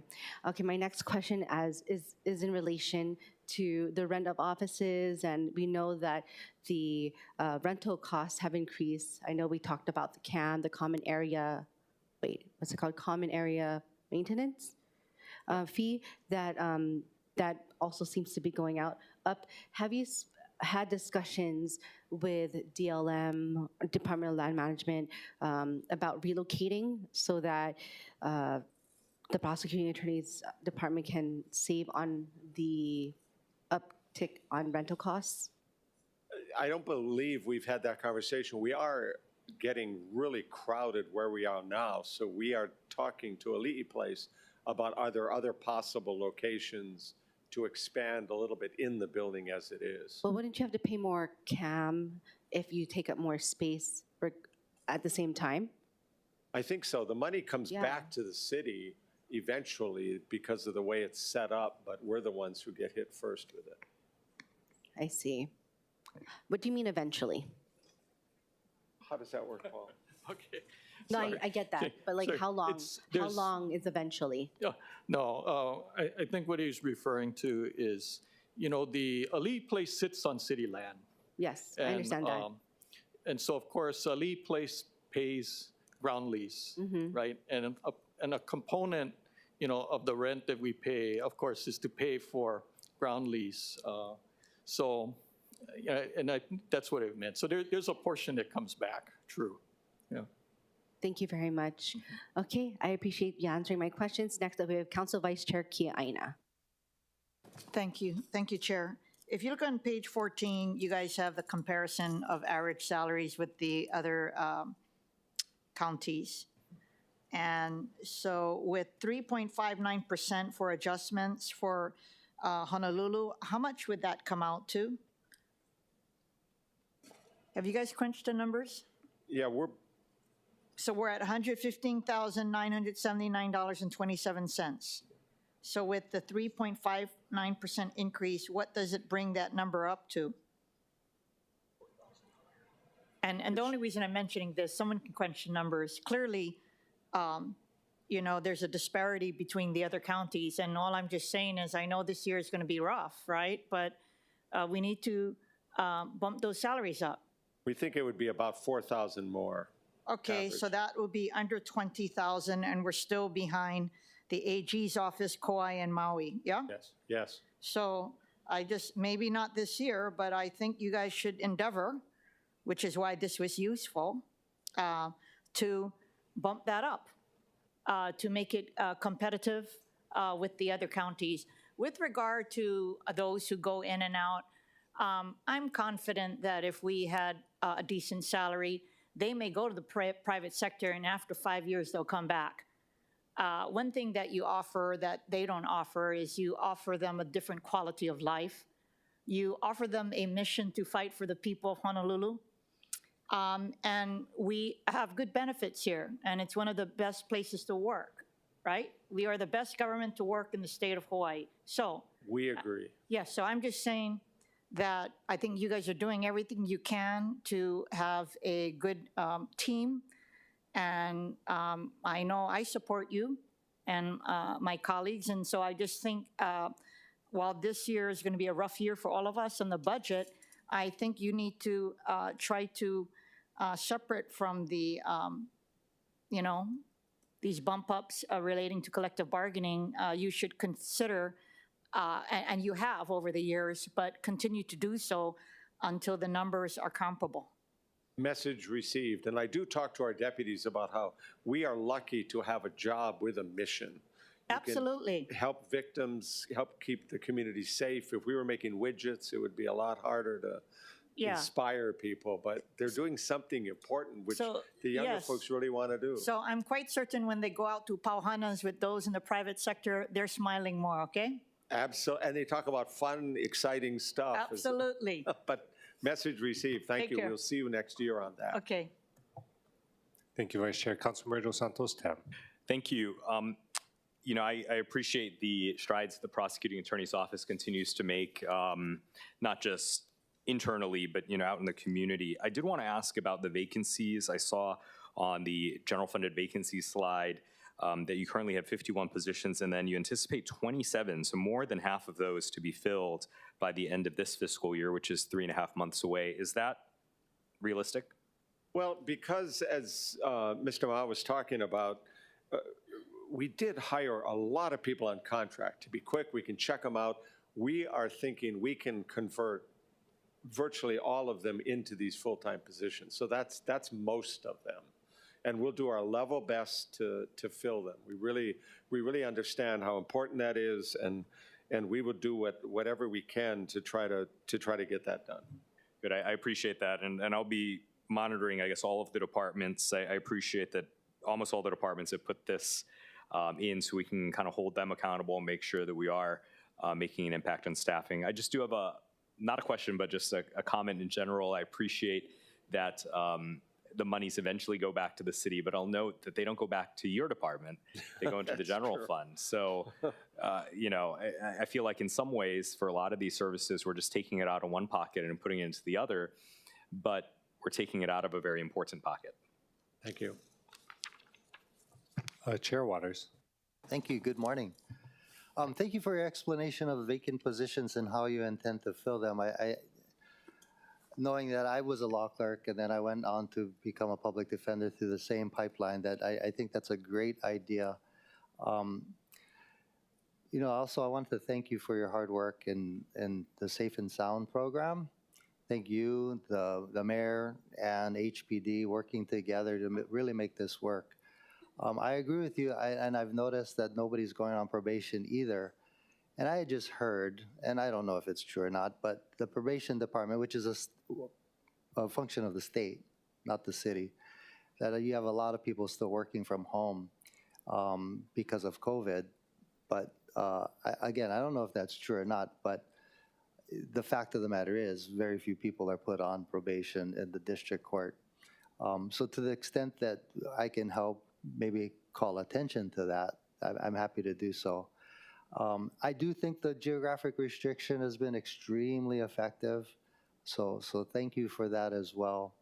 Also, good hires with Don Picaro and Christine Denton. I know both of them, and having Don Picaro, a seasoned trial attorney, as your second chair must be fantastic. You know, just to point out, you know, object here or don't object there. You know, it's just fantastic. You know, I was working with Tricia Nakamura on that noise bill, dealing with the noise in Waikiki. I heard that she had left the office. Is that true? 1 month before the session. Where did she go? Do you know?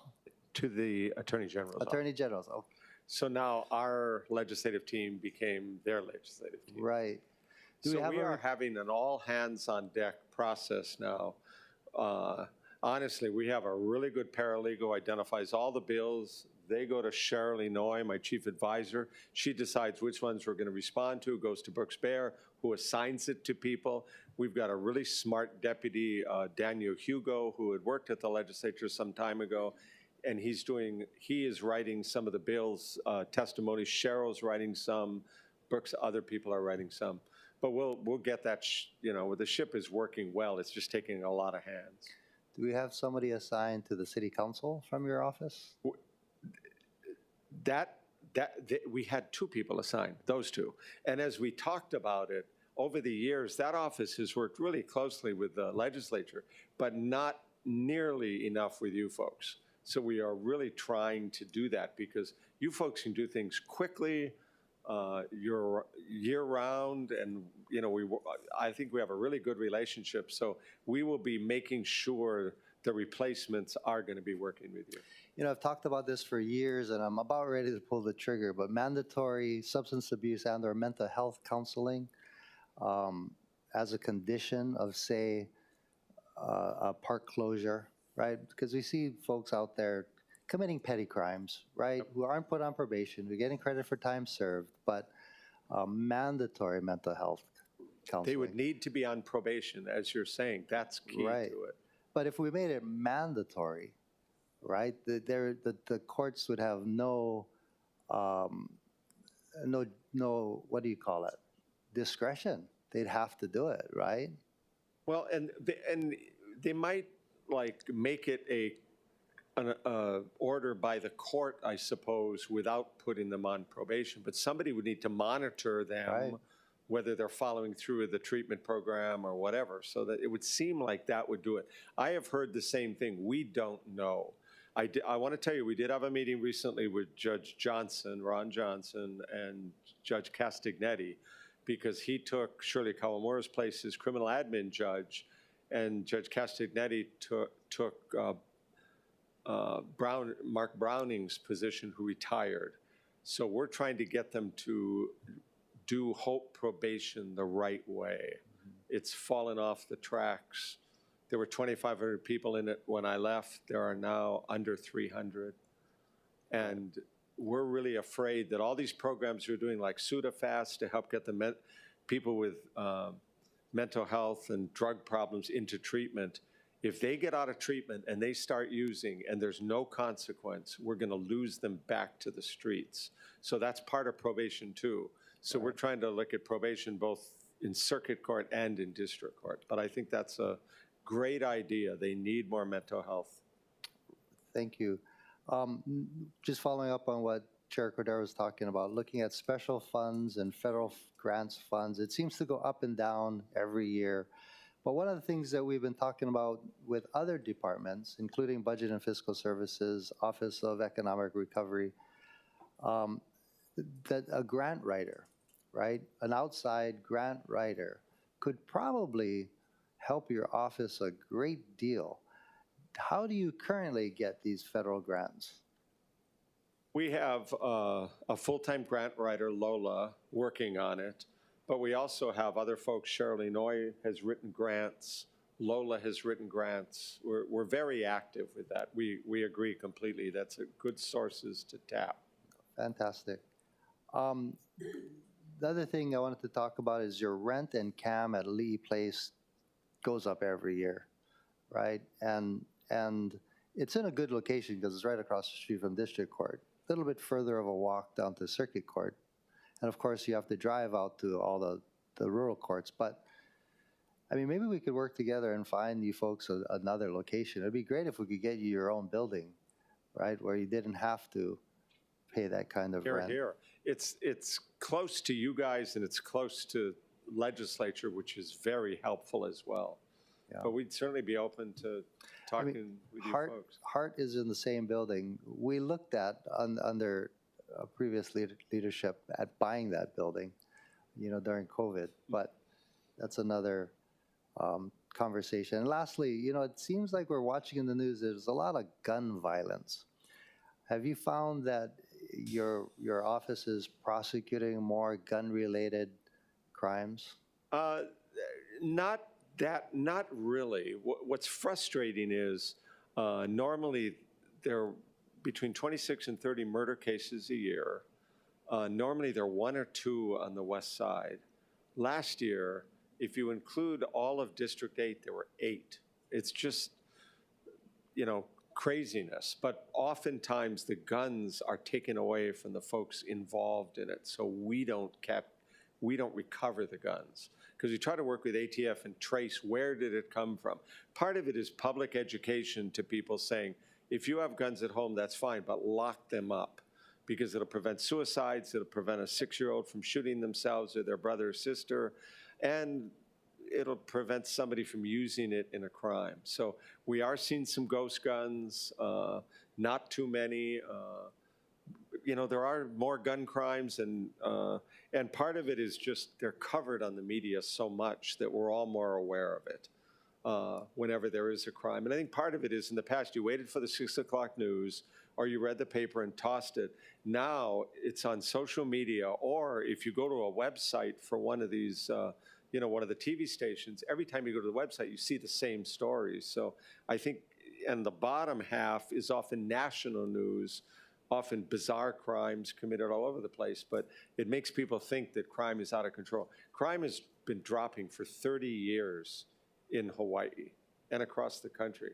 It's like half of what it was in the 90s. It's just, but you'd never know it from coverage. But we are trying to work really closely, just like we're working with HPD to go after game rooms because of all the crime that happens there, as just evidenced by what happened the other day. We will, we have a really good relationship with Mike Lambert. We have a deputy assigned full-time to do nuisance abatement, gambling cases, which are now Class C felonies, and maybe even asset forfeiture. Perfect. Thank you so much. Thank you very much. We have Committee Vice Chair Wire. No, thank you, Chair. Just a quick question, because I was wondering, as Chair and then yourself were talking about just the probation and the services that are needed in the community, and just understanding that I feel like it's something everybody would be on board with, regardless on which side of the political spectrum you're on, because, I mean, obviously giving support services and also having intervention at an early stage is better for everybody. I mean, clearly better for the community if you're going to reduce crime, but then better for the defendant too. Like so I'm just curious, like in your conversations with the judiciary, if it's more of is it a perception of how the criminal justice system should work, or is it a effect of just clearing a heavy docket, or what are kind of the barriers to meaningful intervention where the court's actually imposing restrictions on someone that can help them turn their life around versus just like clearing it out the door or something like that? We have a huge frustration with adult probation for felonies because when they abandon the Hope model, it's treated like regular probation, which means there are no consequences for violations. Dirty UAs, mostly meth, missed appointments, not paying the restitution, not going to treatment. And then months later or years later, they abscond. And when they get picked up, then they have a hearing. And in too many of those hearings, they're giving the person the open term. So it's nothing, 5 years in prison. Nobody succeeds in that situation. And so we're hopeful that they'll go back. In a way, it's become more lenient because they don't take immediate action, and then much more punitive because instead of dealing with a single violation, giving a sanction to try to change their thinking, to change their behavior, it's this nothing for 5-10 years in prison. So we're hoping they'll be willing to start up again with that kind of an approach, and then they'll see how good it is. There are no judges that are still on the bench from when I left in 2016. It's all new, and they're filling 4 new ones soon. So it's really a young, inexperienced group in many ways. We lost a lot of corporate knowledge when I left, but they will not say why, like in district court, people aren't being put on probation. It's very frustrating. We're trying to work on this jail diversion program for the seriously mentally ill, and that has been really slowed down because there's nobody to give these risk assessment tools, which is a critical part of it. So we're trying to work with them. There's, like I said, there's new leadership now in the criminal bench at the top, and Ron Johnson's a real problem solver, and hopefully he'll take this seriously. We can get it back on track. Appreciate that. Thank you for all the work you're doing. Mahalo, Chair. Thank you very much, Councilmember Say, and then Councilmember Tolpa.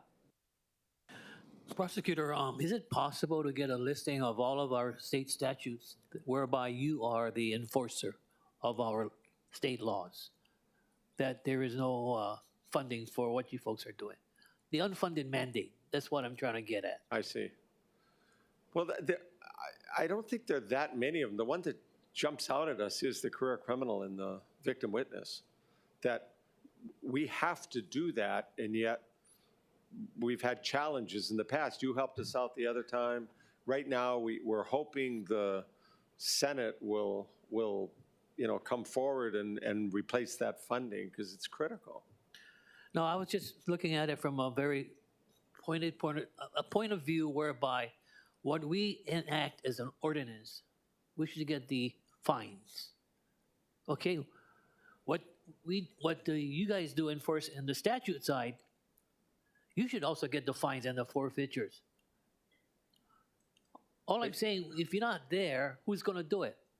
And if you don't have the funding, who's going to enforce the law Yep. before the courts? It falls to us to enforce all of the criminal statutes, because in some states, the Attorney General's office does most of the prosecution, Okay. because these small towns, like in Rhode Island, say, just don't have the personnel to do it. But here, it's delegated to the 4 counties, so we do the vast majority of it. They do have a criminal justice division that has grown to about 15 people now, about the same number that Flow-Nakukuni has in misdemeanor. And they're doing some of the cases, but again, it's usually not the big felonies. It's more the misdemeanors, petty misdemeanors, violations. So it really falls to us to do it, so. Okay, Prosecutor, the only point I'm trying to make this morning is that to me, society is becoming more lawless. As I drive around, I see all of these vehicles that have expired safety checks, registration. You know, what are you telling the public? And then you go one step further, 1/3 of our automobiles don't have auto insurance. Whose role is to enforce the law?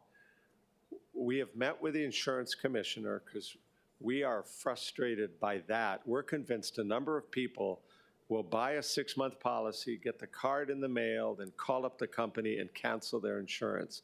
Then when they're stopped by HPD, they show them the card. So we're trying to work out some sort of a system so an officer pulling somebody over, regardless of whether they have an insurance card, will be able to check in real time right then, do they have insurance or not?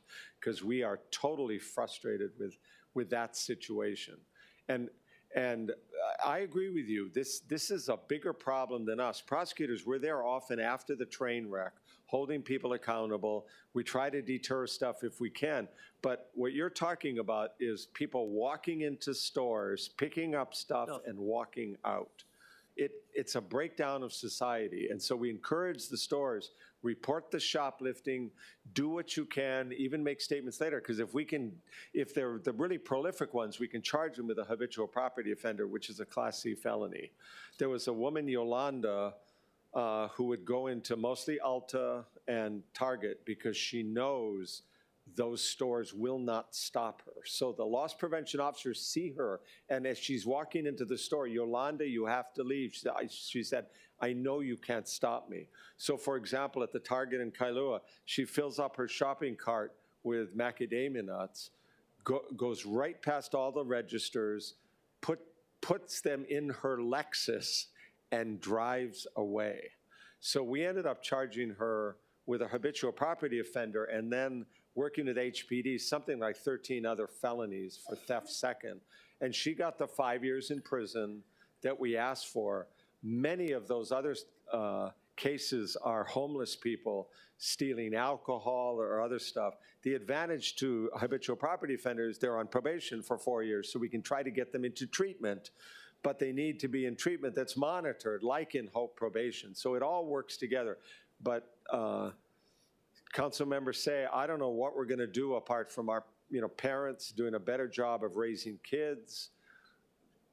About that, there is a breakdown in society, and we are seeing it the same time you are, and we're trying to figure out ways to help. I think things like Safe and Sound and Weed and Seed in some of our tougher areas are a good way to reduce crime, because if we can be involved in prevention, that is so much better than holding people accountable afterwards. So I hear what you're saying. For both Chair Waters and I, look at Kaimiki, Waialae Avenue, the smash that happens in some of these small little stores. Then Kapuhulu. All I'm saying is that the more brash they become, the more bold they become, they're not afraid of the law. Or am I talking to the wrong people? Maybe I should talk to my colleagues at the state legislature. Well, we asked the judges for consequences, which is what we're doing. And honestly, it was a couple of horrific crashes around the state, ending in the one by McKinley, that caused me to look at how are we handling traffic cases? What can we do better? And I discovered we weren't being tough enough there. So We no longer would deal the excessive speeding, which is more than 30 miles over the speed limit, which is dangerous in and of itself. And multiple driving without licenses were asking for some jail time. So the judges are referring people to the public defenders, so it's a counseled plea, first and second. And we'll see, we'll be coming up on some thirds pretty soon. And if they can get some time in jail, that might deter action. But there has to be consequences that are clear to people to try to deter it. But we think about this and talk about this a lot too. Okay, and one final question for me, prosecutor. Tell me what's going to happen with the penalty in regards to the attic? The 114 was given a citation who were participants, and then 3 got the violation, or they got the, I don't know. You mean The- at that the attic- after hours? Not after hours, it's morning hours. Right. And what about it? 114 individuals got a citation. What is a citation for these individuals being at a place that they should not be with illegal activities going on? I think what they ended up is getting a citation for being in a facility that did not have a license. So I'm just telling you now, I don't know if those can be proven, because you have to show like 3 things. One, that they knew they had a license, and nobody goes into a bar or restaurant and say, hey, before I order, could I see your license, right? It just doesn't happen. And they have to know what the timing was. And I think the citations were at like 3 o'clock. It was before 4. And they have to have been drinking. So they'd have to prove that they're drinking. Hopefully, with all the efforts, and we're working with HPD on 11 establishments, hopefully they'll shut them down. Well, in this particular case, I don't believe they even had a liquor license. And it was going on for a great number of months. Right. And The I don't know residents of- why it took so long. We're trying to work with Narco Vice on that because the community was complaining about it.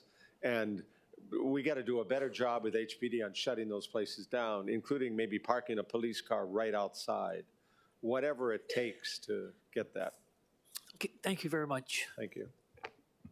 Thank you. Next, we have Councilmember Toba, followed by Councilmember Okimoto. Thank you, Chair. You already answered my questions. I just wanted to say thank you for your work. It is frustrating, yeah. Thankful that, violent crime is going down. But the petty crimes is frustrating. I was in Long's Drugs last night in Ever Beach. Watched this guy put 3, 4, 5 bottles. I chased him out of the store. He dropped this stuff and ran. But I went in and I talked to the employees in there. I never bring them up, only because now that we kind of discussing this already. But it's the same people. It's the same people, and I know it's frustrating. How do we get tougher? I mean, obviously, it's if we do have weed and seed, would that person who's been there, the people at Long's know who these people are. The people at 7-Eleven, Yep. they know who these people are. And then, a lot of us, we're very, we're empathetic. But it's almost harassment too for a person to sit there, and ask you for something, and you see them every day. So how do we get tougher? We get weed and seed in ever. Yep. So how do we get tougher? Explain to me that so that I can help with maybe doing something in the community. Well, I can understand the stores not wanting to confront them, right? They're afraid of liability and stuff, but they can call HPD and they can write out a statement afterwards, especially if they know who the guy is. Then that paperwork comes to our office. We can do the complaint, get the guy, that's a penal summons complaint. And if we can get a number of those, we can charge him with a habitual property offender, which is a felony. And maybe he's got mental health problems. Maybe he's got drug and alcohol problems. Well, getting him on 4 years of probation is the best chance. Yeah, obviously it's tweaking, and I couldn't catch him too fast. He was running too fast for me. But okay. So just making sure that they do a report. Make a case, and we understand they don't want to stop them, but if they make the case, make a report afterwards. HPD will send it to our office. If we have enough, we'll charge it then. If not, we can do some follow-up and then charge it. Right. I think I think people know. we live in a high cost of living. Every time these guys go in and they steal, it's a burden on the taxpayer and the people that's going into the store and buying, because we all know that the establishment got to raise the prices, so it hurts the consumer. So, yeah, we didn't see it in Eva, we didn't see it in Waipahu. How do we get tougher as a community so that we can stop some of the challenges that we have? Right. Well, and those communities, when it first started, they left it to the crew units to make sure they had good cases and everything else. We have told them, if you want to get a patrol involved, we're happy to do those cases too. And the difference for felonies is any felony charge there will get immediate attention. Hold the guy in custody, charge him within 48 hours. And so we'll try to do that. But the habitual property offender and, if this bill passes, the habitual violent crime one might be real good tools to talk about with it. And how much is after a felony for theft? Because I swear he had about, and then 750 is the cutoff. Okay. Thank you, prosecutor. All right. Thank you. Thank you. Aloha again. Councilmember Okimoto. Okay, sorry. Thank you. I think I'm echoing the same sentiments, but I do have questions along the same lines of what Councilmember Wire and Councilmember Talbot mentioned with the repeated offenders. This has been a concern. We've talked about this. You did mention that now we have a new judges coming in and you're working with them. I have had concerns, and I think you're right. For some reason, the narrative in the media will always point to they'll kind of amplify things, and it may not be the most accurate way. But my frustration and concern has been a lot of these violent crimes, they're not necessarily due to lack of gun control or guns. And it's not even the same type of weapon, it's different things that they're using. But many times my frustration has been they're repeat offenders. And you did mention the new judges, so I'm a little concerned. I know that they're a different branch, but what can your office do? What can we do? Councilmember Say has mentioned working with the state legislature. It sounds like they have something in the process right now. But really, as you're working with them, you said you're talking with them, what can we do? Because really, when you get down to the root of the problem, a lot of these people were repeat offenders of some sort. And for some reason, our judicial system allowed them to get back on the streets. And that's where I think the breakdown is in these violent crimes are coming from, as well as the petty misdemeanors. Okay, well, I mean, judges are given a tremendous amount of discretion in our system. And they had that in the federal system, and everybody got so fed up with it, that's where the federal guidelines came in. And I'm not necessarily proposing guidelines, but we have a lenient judiciary. That's true in circuit court, that's true in district court. And when it's appropriate, we will speak out and criticize the sentence that comes in, and we'll praise the other sentences. But honestly, it is up to the individual judge whether to send the person to prison or put them on probation. And it's really hard to get sent to prison here.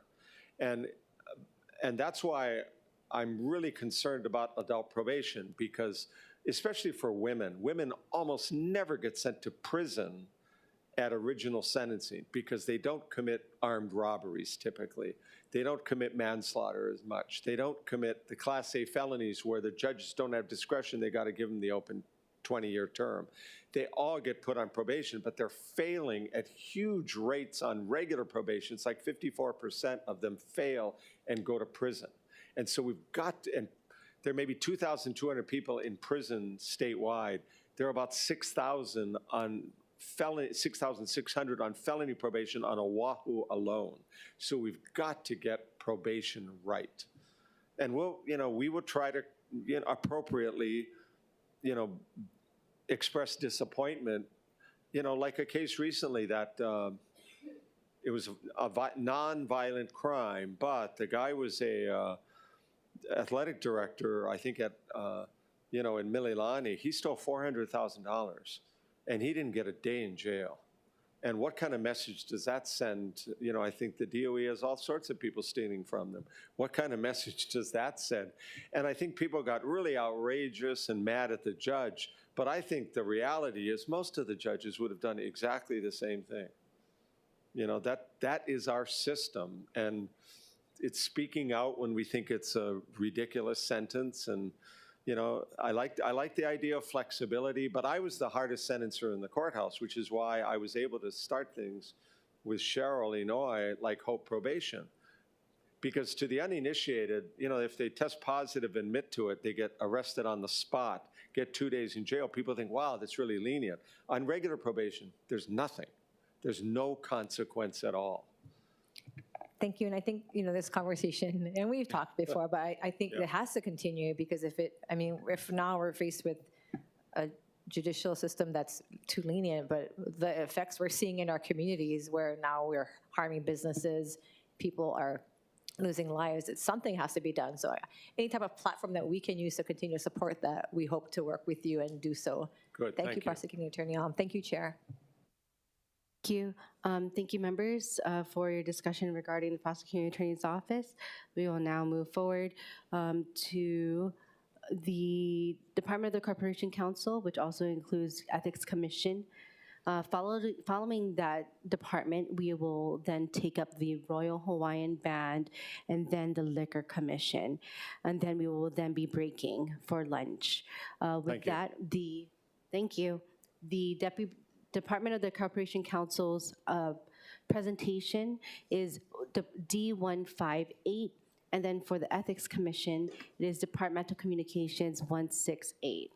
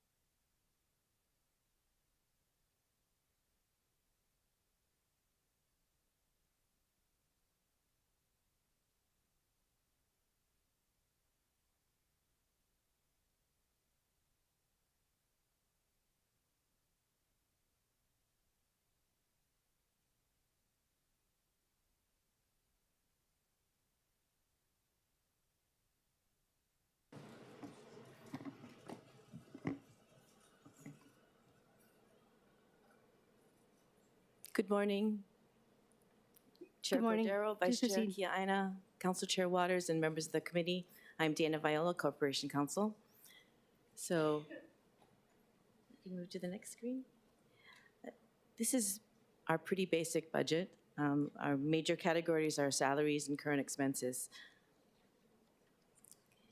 So, moving to what shows us a difference in salaries from last year to this year, we show a change of about $519,000. That's primarily reflects the increase in the negotiated collective bargaining increases and also the merit increases for our deputies, which pretty much mirror the percentage increase for the collective bargaining employees. There is also a $126,000 that used to be in our PVP, which is now going to be part of our budget. So that doesn't really show an increase in our overall salary expenditures or salary outlay. And so really the increase is primarily due to the salary increases that were reflected by collective bargaining specifically.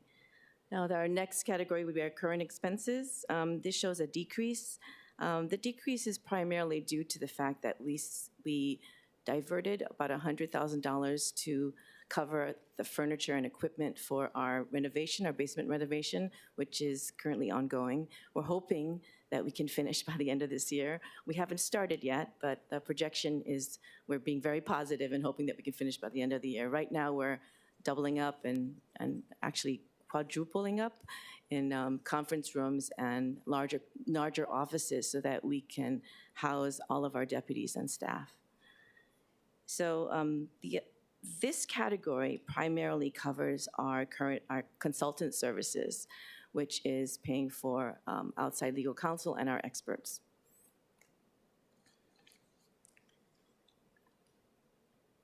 Our next slide shows our vacant positions as of February 1st of this year. We show 10 positions. Currently, we filled one of the positions that were reflected in this 10. We have 3 positions that we are currently interviewing for. We also have filled 1 position through a personal service contract. So the remainder are on continuous recruitment, and so we're hoping to fill them by the end of this fiscal year. The next slide shows our anticipated overtime expenses. This would be to cover the staff working on complying with court deadlines, prepping for trial, prepping for arbitration, and all of the matters that we have to comply with in terms of deadlines. Our final slide is for our judgment, settlement, and losses. This is to settle lawsuits and to pay judgments. We've been asking for $20 million consistently. This year, as of right now, we're probably down to about 2.8 of the 20 million that was appropriated last year. So we're getting pretty close to the total amount that was appropriated. We still have another quarter to go for this fiscal year. So the 20 million, I think, is a pretty decent number, a pretty well substantiated number for us. And so that's why we're asking for the same amount for next year. We have a number of cases that we're currently working on, and we anticipate, based on what's happened in previous years. So we think that's a very reasonable and firm number. And with that, I'll take any questions. Members, do you have any questions for the Department of Corporation Counsel? Council Chair Waters. Thank you. Hey, we heard a lot, and I'm sure you were in the room when Steve Alm was talking about the average salary for prosecutors. What's the average salary for corporation counsel attorneys? Well, our starting salary for someone who comes in right after law school is around 85. And then we go up to about 150 for our supervisors, and so that's the range. I think we're right probably in the middle for the average salary between the two, probably in the higher end, not closer to 85. We've been really successful in recruiting. I mean, we have, it used to be a policy for Corporation Counsel that we would only recruit attorneys who had at least 2 years of experience because of the type of work that we do. But like Prosecutor Ahn was mentioning, we have law clerk, externs that we've been bringing in. Our newest attorney is one who came to us before he passed the bar, but we anticipated that he had already taken it. He was just waiting for the results, and we hired him, and he's been a wonderful hire. So I think the 2-year requisite is probably not very realistic in today's world, and so we've been successful in reaching out to the University of Hawaii and trying to get more applicants. So right now we have, according to the vacancies that we listed, 2 of them were for deputies. We filled one of the 2, so we're really tight on pretty good on the vacancies. We've been pretty successful in recruiting, and right now I really feel like our office is very strong because we have a mixture of new deputies as well as very experienced deputies. So what we're working on now is building up a better training program so that we can train our newer deputies to deal with specific city issues. Okay. Current expenses looks like it's going down. Yeah, well, it's going down primarily because we had that one-time expenditure last year for the $100,000 in furniture and equipment for our basement reno. So that's the majority of that reduction because we don't have that. We're not going to have that expense this year. And then we don't have to pay for the transit-related attorney's fees. That's a little bit. Well, let me explain that a little more, because we still have transit attorney fee costs. But what we did was we essentially moved the category. So the increase that you see for consultant services, the 457, is really moving the expenses from the attorney's fees into the consultant category.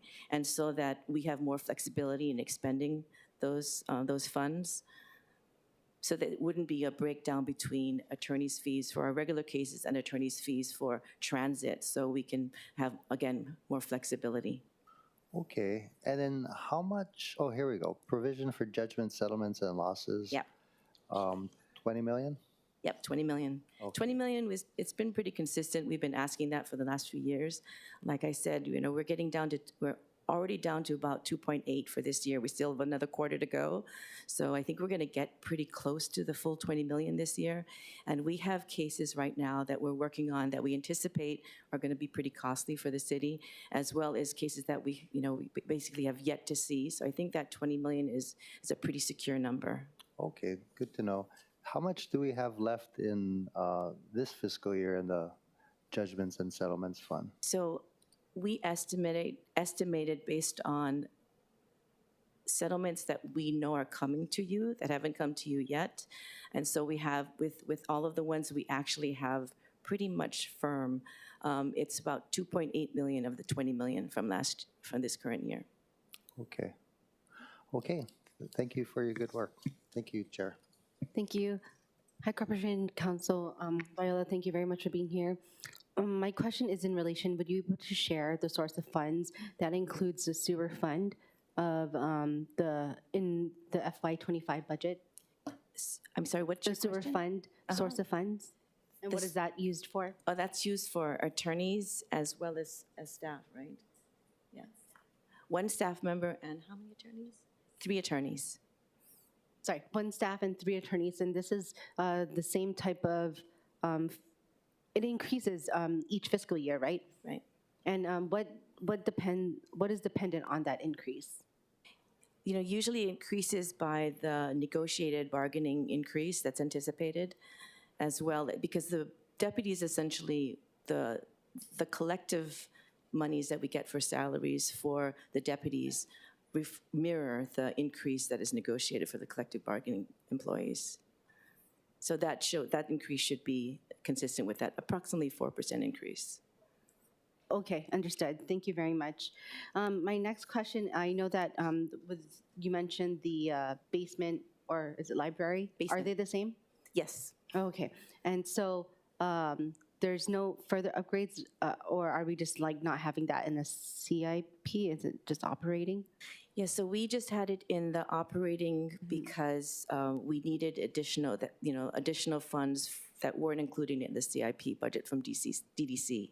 So we needed approximately 100,000 for furniture, so desks and other equipment. And so that was a one-time expenditure for what we needed for the renovation.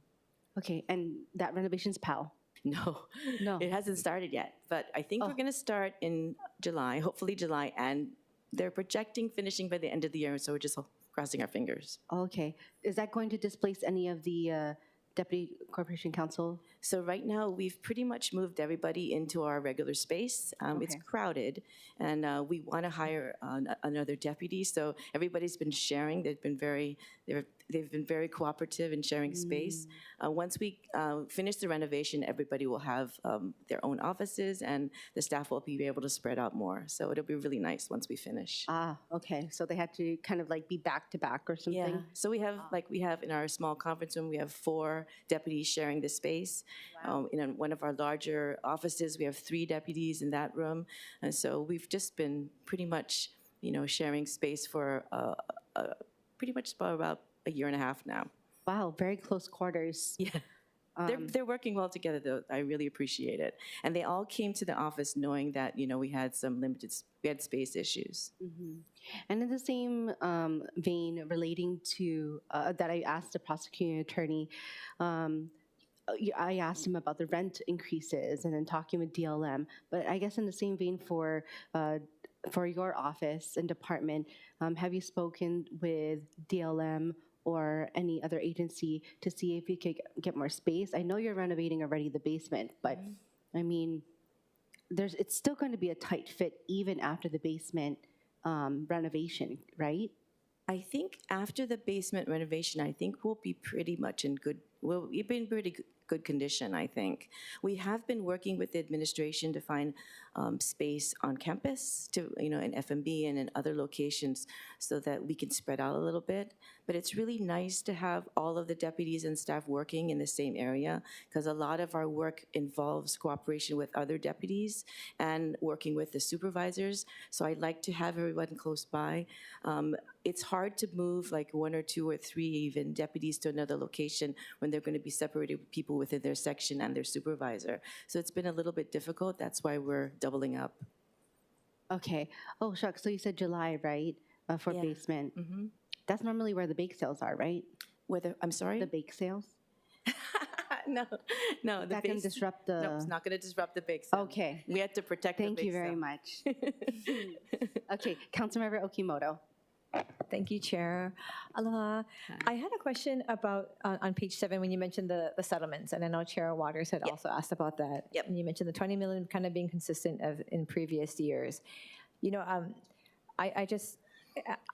know that the attorneys that have come to us during our executive sessions, the one thing that I would always ask, I've asked questions about when do we settle versus not, and I've been given responses.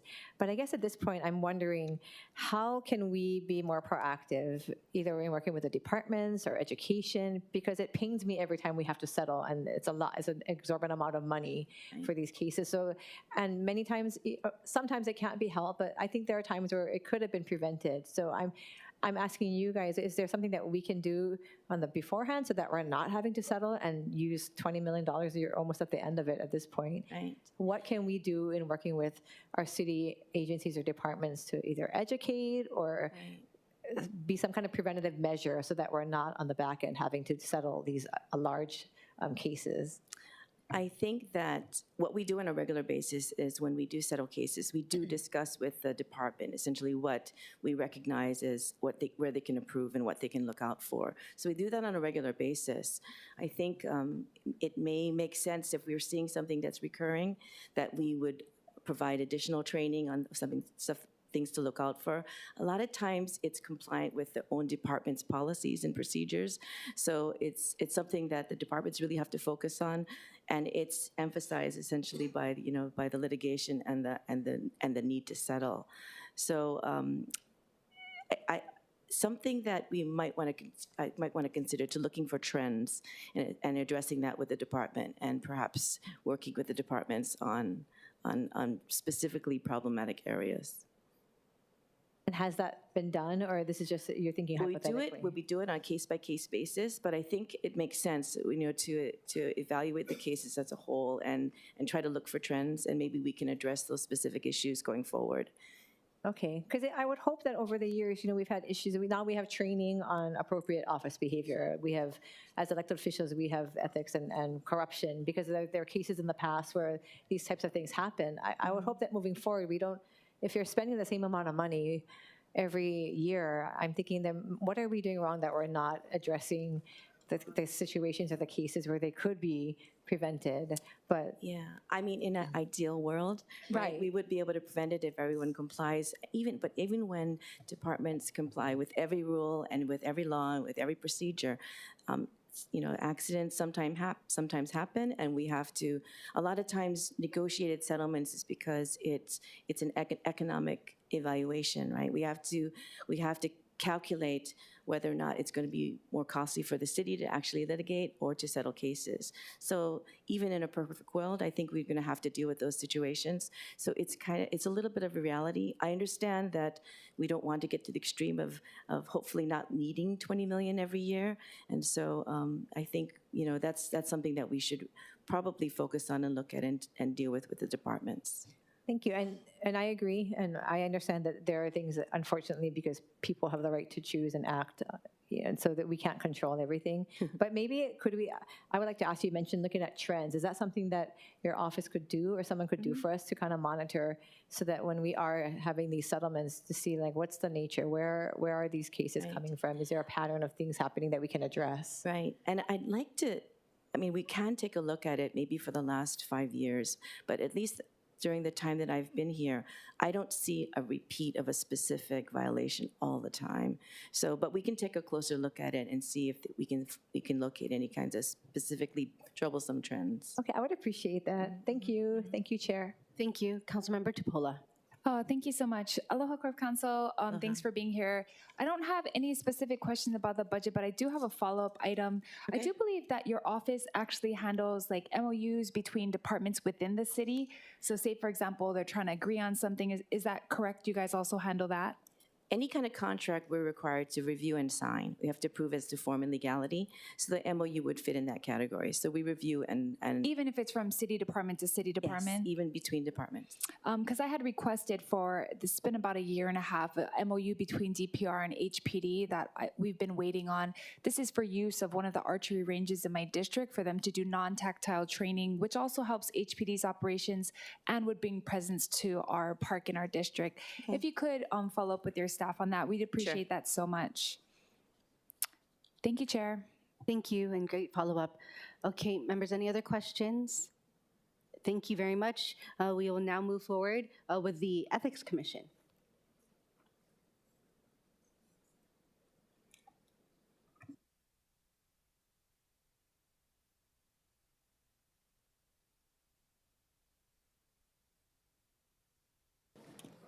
And that departmental communication is Departmental Communication 168. And after the Ethics Commission, it will be the Royal Hawaiian Band, followed by the Liquor Commission. And then we will break for lunch.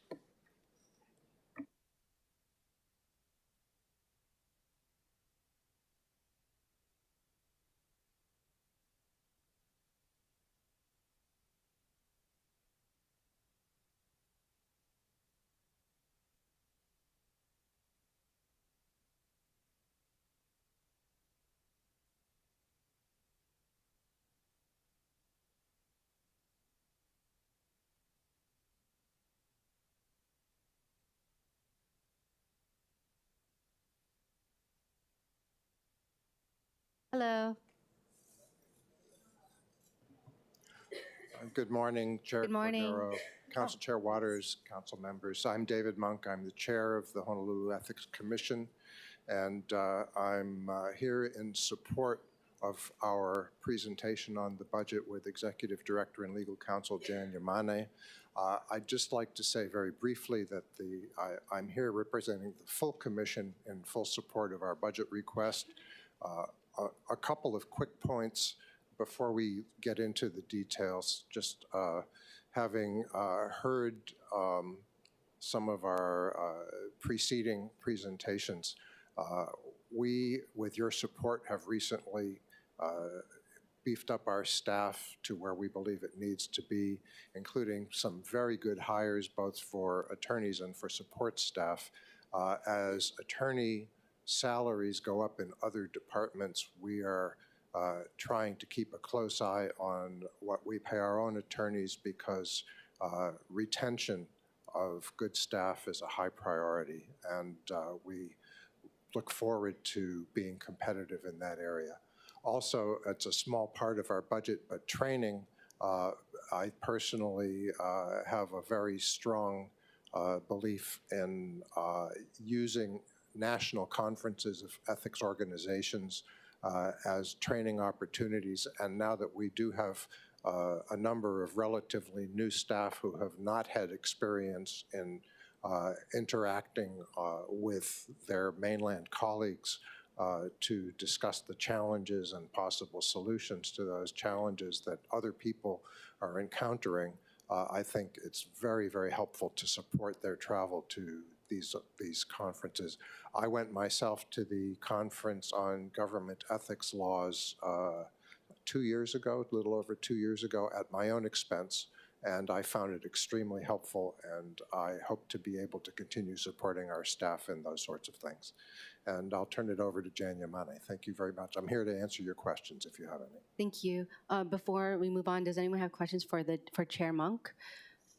Okay, we have Chair Waters. Thank you. No question, just thank you for your volunteer service. I understand that you and other commissioners are volunteer, unpaid positions, I'm sorry to hear that you had to pay for that continuing education on your own, but perhaps we should look into putting in the budget for the commissioners as well. Thank you, Chair. I was happy to do it, but your support would be welcome. Thank you. Okay, members, anyone else? Okay, we'll move on to Ms. Yamane.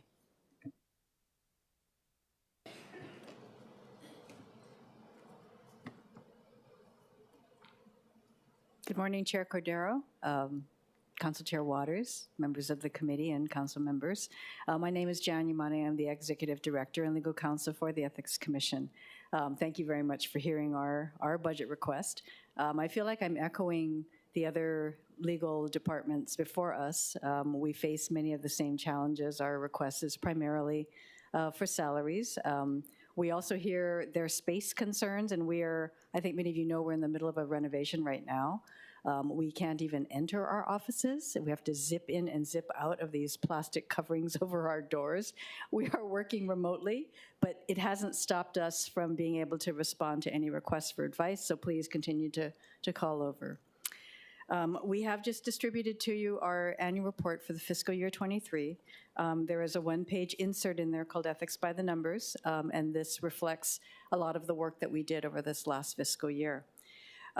Some of the interesting questions that you had for other departments had to do with trends and whether or not we could identify any. This is the first year that we've included a year-on-year count of some of the work that we do. You'll see that most of the numbers are showing a trend upwards.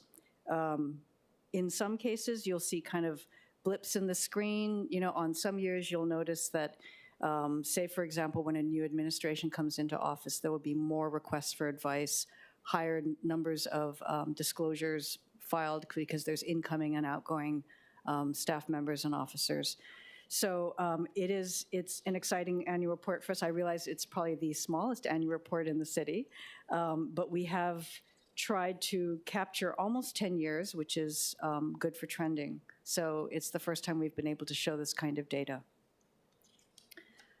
On our first slide, you'll see the requests that we have for mostly our salary increases. They are the bulk of our requests, upgrades of positions via reallocations, as well as attracting and retaining talented staff. Our work is very specific. But the interesting thing about some of the work that we do is that we are one of the few departments that has to know a little bit about everything that the city does. So it's not just understanding the standards of conduct and working with all of the requests for advice we get, but we have to understand a little bit about what every department does, what kind of work they handle, what kind of staff they have. When we develop training, we have to keep an eye on both professional staff as well as blue-collar staff. Some check into offices every day, others check into a truck or into a maintenance shed. It's a very vast degree of difference in the way people understand and learn ethics. So we've tried very hard to meet all of those different demands. We also have found out, you know, we've done a lot of these outreach tables over this past year, and we have some scheduled coming up on council days, both here in the Hale as well as in Kapolei Hale. We've heard from some of our city employees that they didn't know that they could reach out to us and ask us for advice. I know council knows, we hear from you all the time. We get all kinds of requests for advice on everything that comes up. But maybe some of our city employees don't know that as well. So we've tried to make more of an effort to get out there, to put names to faces so that if, you know, some of us have never met some of the people that we speak to all the time on the phone, and it's like, wow, hey, I spoke with you, or they'll ask, you know, is such and so here at the table today? So we want to continue to do that. We've also done some outreach to departments, departments that we think we need to learn more about so that we can better answer some of their questions. So we are kind of going from department to get a feel of the different kinds of work, the different things that their staff face every day, so that we may better do our work. Our next slide shows our organization chart. It's very flat and very small. We have 11 staff. I'm happy to report that all 11 positions are filled. And that is on slide 3. And then finally, any questions that you have for us? Happy to be here to speak to council, always happy to be here.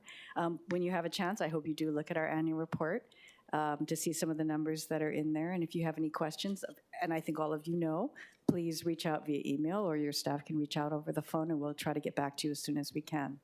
Thank you. Thank you, Director, or Executive Director, sorry. And just want to thank you. I know that our staff does call the Ethics Commission very often to make sure that we are good to go. So thank you very much. Members, are there questions? Okay, we have Councilmember Tupola. Aloha, Executive Director. Aloha. Thank you so much for being here. I'm not sure if you guys are in charge of, making this annual report or advising on it.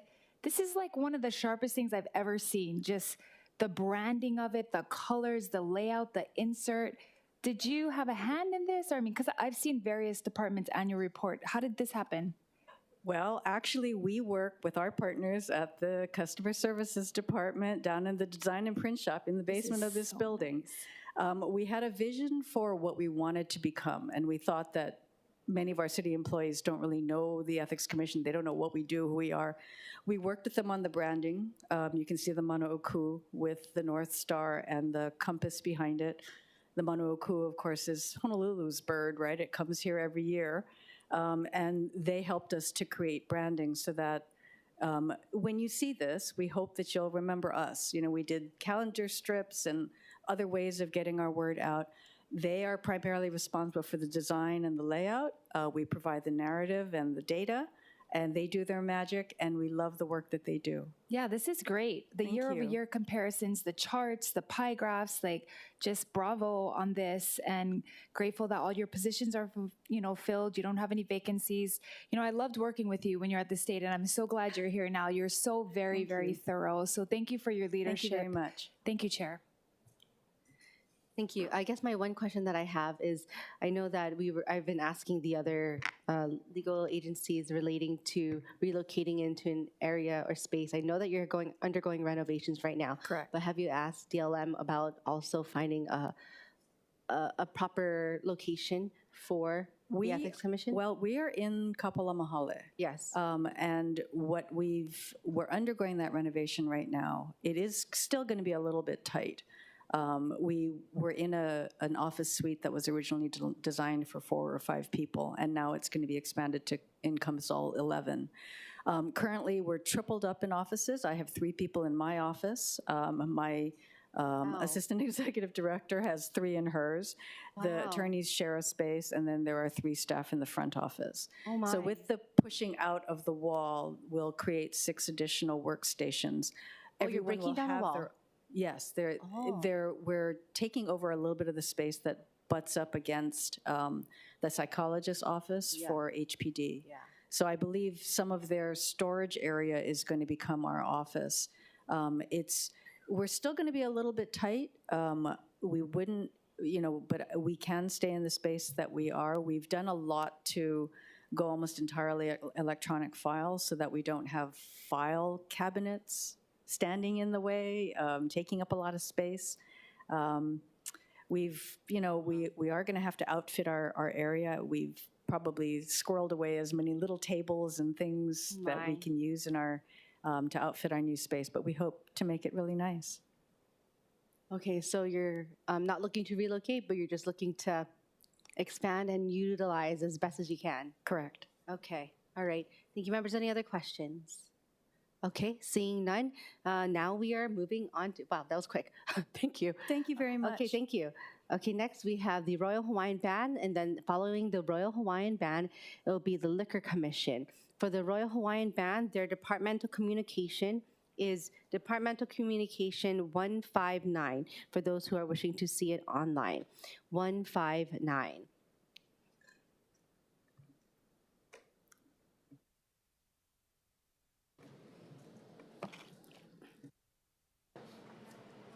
Good afternoon.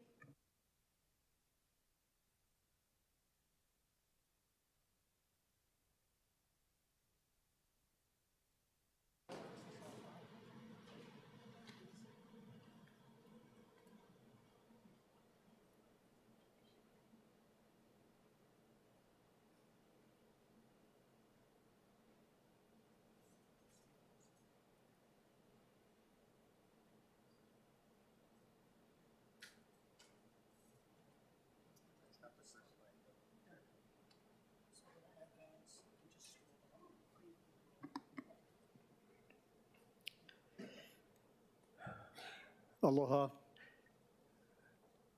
Hi, Budget Chair Cordero. Aloha.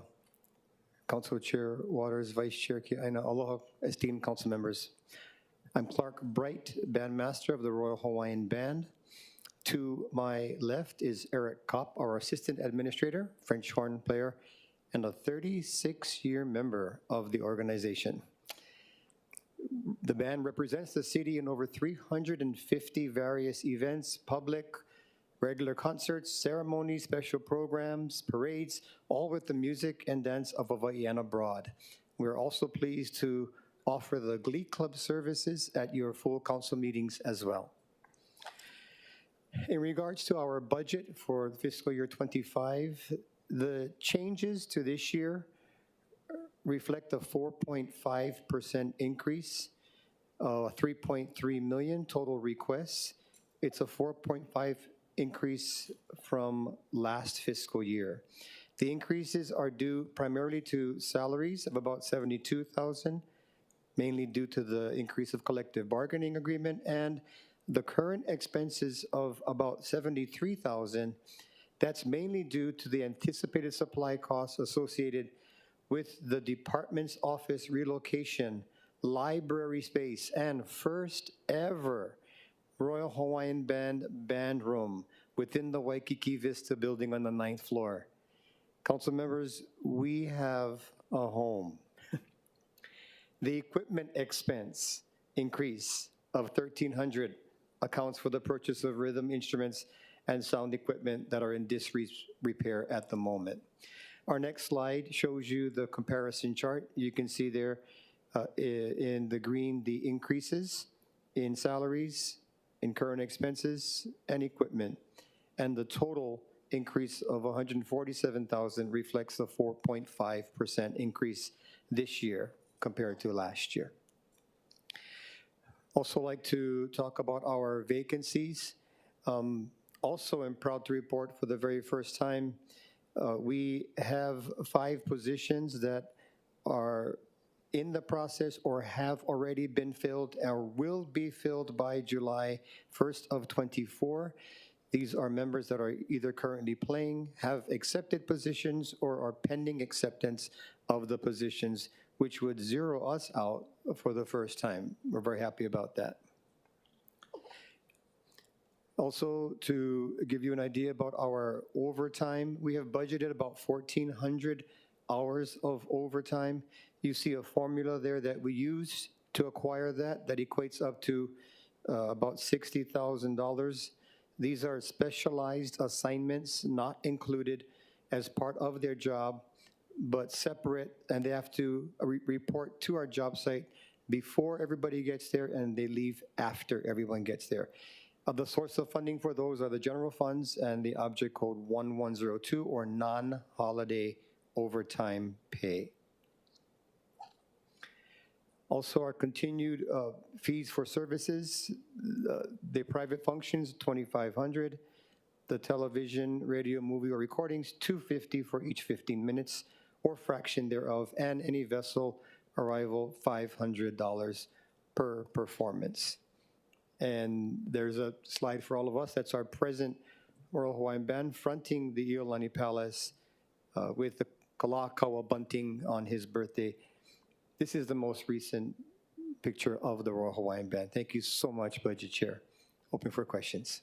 Thank you, Master Clark. I really appreciate everything that you do. And thank you very much for the breakdown about the budgeted overtime and also sharing about where your new home is. Yes. So that's going to be Very so exciting. awesome. Very, very I know exciting. that we kept having to transfer funds relating to storage and different parks, or even at, was it Ala Moana Beach Park? Or before? At Kapiolani Park. Kapiolani, excuse me. Yeah, thank you. Thank you. Before I have questions, members, are there any questions? Okay, Councilmember Tupola, and followed by Councilmember Okimoto. Aloha, Bandmaster, how are you? Aloha. I had a quick question. You know, a few years back we did change the fees, and we wanted for the public-facing component of what you guys do to help more. How has that been since the law change, or how have you seen it positively or affect your organization? It didn't affect it that much in either way. We do not proactively go out and try to recruit fee services, they come to us and they are periodically more present or prevalent than other times. It just kind of depends on the season. It hasn't been so much presently though, yeah. So it's not something currently that you guys are trying to solicit for opportunities to perform? Not really? We don't presently do that. It is, our schedule is so busy serving the community at large with many, many concerts, but it's not part of our present philosophy to go and solicit for that presently, yeah. Okay, well, that sounds good. As long as you guys are busy doing positive things for the community. Thank you. Thank you, Chair. Thank you. Thank you very much, Councilmember Okimoto. Thank you, Chair. Aloha, Aloha. Bandmaster. I was just wondering, I was trying to count. So how many members are a part of the band? It's about 26, is that what I counted? Or are you at 30? The band, we have on our full-time list, it's a 41.5 FTE. So we have 38 band members. We have one bandmaster, 39. We have a clerk who stays in the office, that's 40. And we have a 1.5 equivalent that we use, a fund that we use to hire part-timers for either sick leave, vacation leave, or when they're not present, yeah. And you mentioned you had about 4 vacancies. So right now there are 34 members, is that correct? Or are the vacancies not part of the band members? No, they are presently either filled or will be filled, yeah. So about 38 of them. Oh, 5, sorry, 5 positions. Yeah. And how often are you having to fill? I asked this in the department, the turnover. We're actually quite blessed, and once they get in, the majority of them stay for a really long time, 36-year member here. It's not often that they turn over. I think the band is such an opportunity for musicians here and abroad who want to play their instrument in support of community service. They do stay. So these positions have accumulated over the past years, and mainly people who have retired or unfortunately passed on. Okay. And is this number, this is like a set number, or does it fluctuate based on? It's a set number that we use, yeah, 38 musicians, yeah.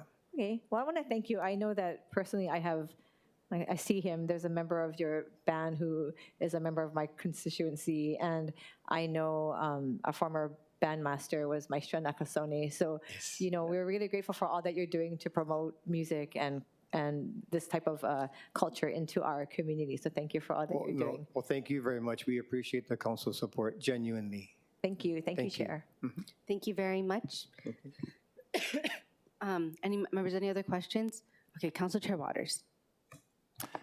Aloha. Aloha. Good to see you guys. Thank you for being here today. Thank you. I'm just looking at one of your slides, and it says you're dealing with overtime. Yes. Not so much concerned about the overtime as I am the 350 jobs. Is that how many gigs you folks do each year? Yes, sir.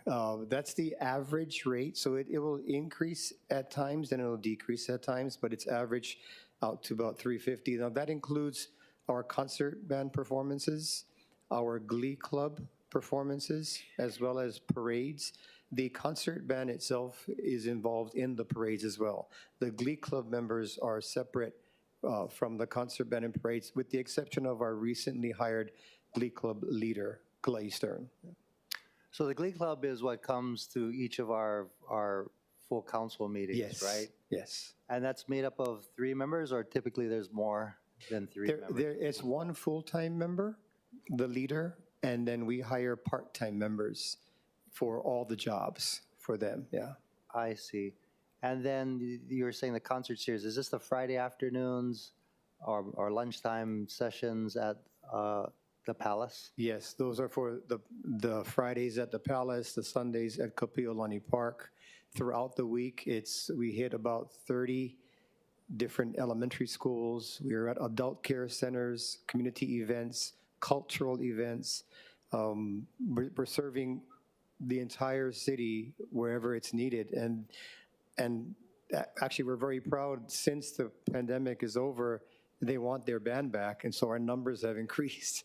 And we really feel like we shouldn't not accept requests. If we're available, we'll go out and serve all the varying cultures, official ceremonies, councilor corps ceremonies, governor inaugurations, et cetera, we're there to serve, as I believe we should be. Wonderful. And just looking at the fees on the next page, so say the governor wants to hire you or have you come and play at an inauguration. Do you charge them for that, or That the is a government, schools? that's a government function. We do not charge for that. Oh, I It's see. it's mainly for-profit organizations. The ones that we used to do in the past, which are still up for possibility, are the conventions that come into town. Those are for-profit agencies. And then if they want to hire the band, then that's the fee that we'll use. We've also done television or radio spots as well, and those are all fee charges. I see. So what you said, you have 38, basically 38 members of the band, and the Glee is a smaller group. Is there anything in between, say, where you don't have to take all 38 members, but maybe a smaller, like 15 to 20 members? You have something like that? We presently do not have that. When you change that instrumentation, it depletes the sound pretty quickly. If we had, say, 60 members, that would be possible, for sure. However, with that said, during the pandemic, we did scale back to 5, no more than 5. That was the buzzword, right? No more than 5 members. So we had 5 or 6 in small ensembles, and they went out and performed at safe locations. Those can be resurrected at any time if requested for. We would just need some rehearsal time. So that was the positive thing that came out of the pandemic.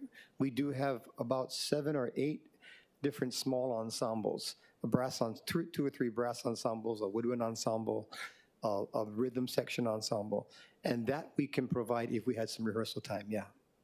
Wonderful. Last question, vessel arrival or departure.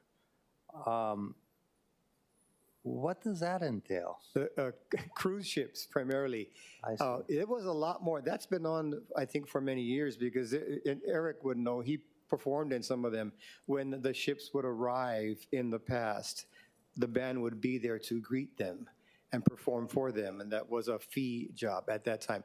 That hasn't happened for many, many years now, but we keep it on the books in case those are requested. You know, if we have a delegation from another country, one of our sister cities coming in to see us, do you think we could get one of the ensembles to come and greet them? Absolutely. If not the whole band. We would love to be there. That's what we're here for. Absolutely. Wonderful. Thank you for your hard work, and we enjoy listening to you folks every council meeting as well as on Fridays. So thank you for your good work. Thank you, Council Chair. I appreciate that. right. Thank you. Councilmember Okimoto. Sorry, Chair. Aloha, Bandmaster. I had a follow-up to Council Chair Tommy Waters' question. You mentioned that when you go to government events, you don't pay. Do you know about, I know you do a lot for the city, but I had a question. When you do, how many of those are actually state or other government events that are not city-related? I don't have the exact numbers right now, but it's a small percentage, but it's still, for example, every DOE school, state-related, will go there. There's at least 25 to 30. We'll play at the library, and sometimes for governor, for various things, but that percentage for state is maybe on the smaller side, close to about 10% or so. But I can get the exact numbers if you want to. That'd be nice. I put a plug for Chair Waters because we're funding them, but other agencies are using them, and you're kind in not charging, of course. But that's interesting. With a tight budget, I'm wondering if that needs to be addressed. If the amount of the appearances you're making are increasing, or even 10% is a significant percentage, I think.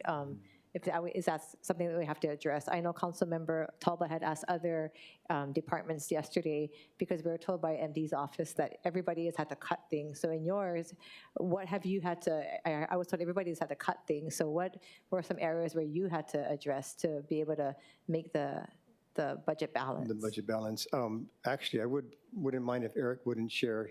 He actually did that. We did have to trim in various areas. Sure. Some of our adjustments that we did has a lot to do with our equipment requests.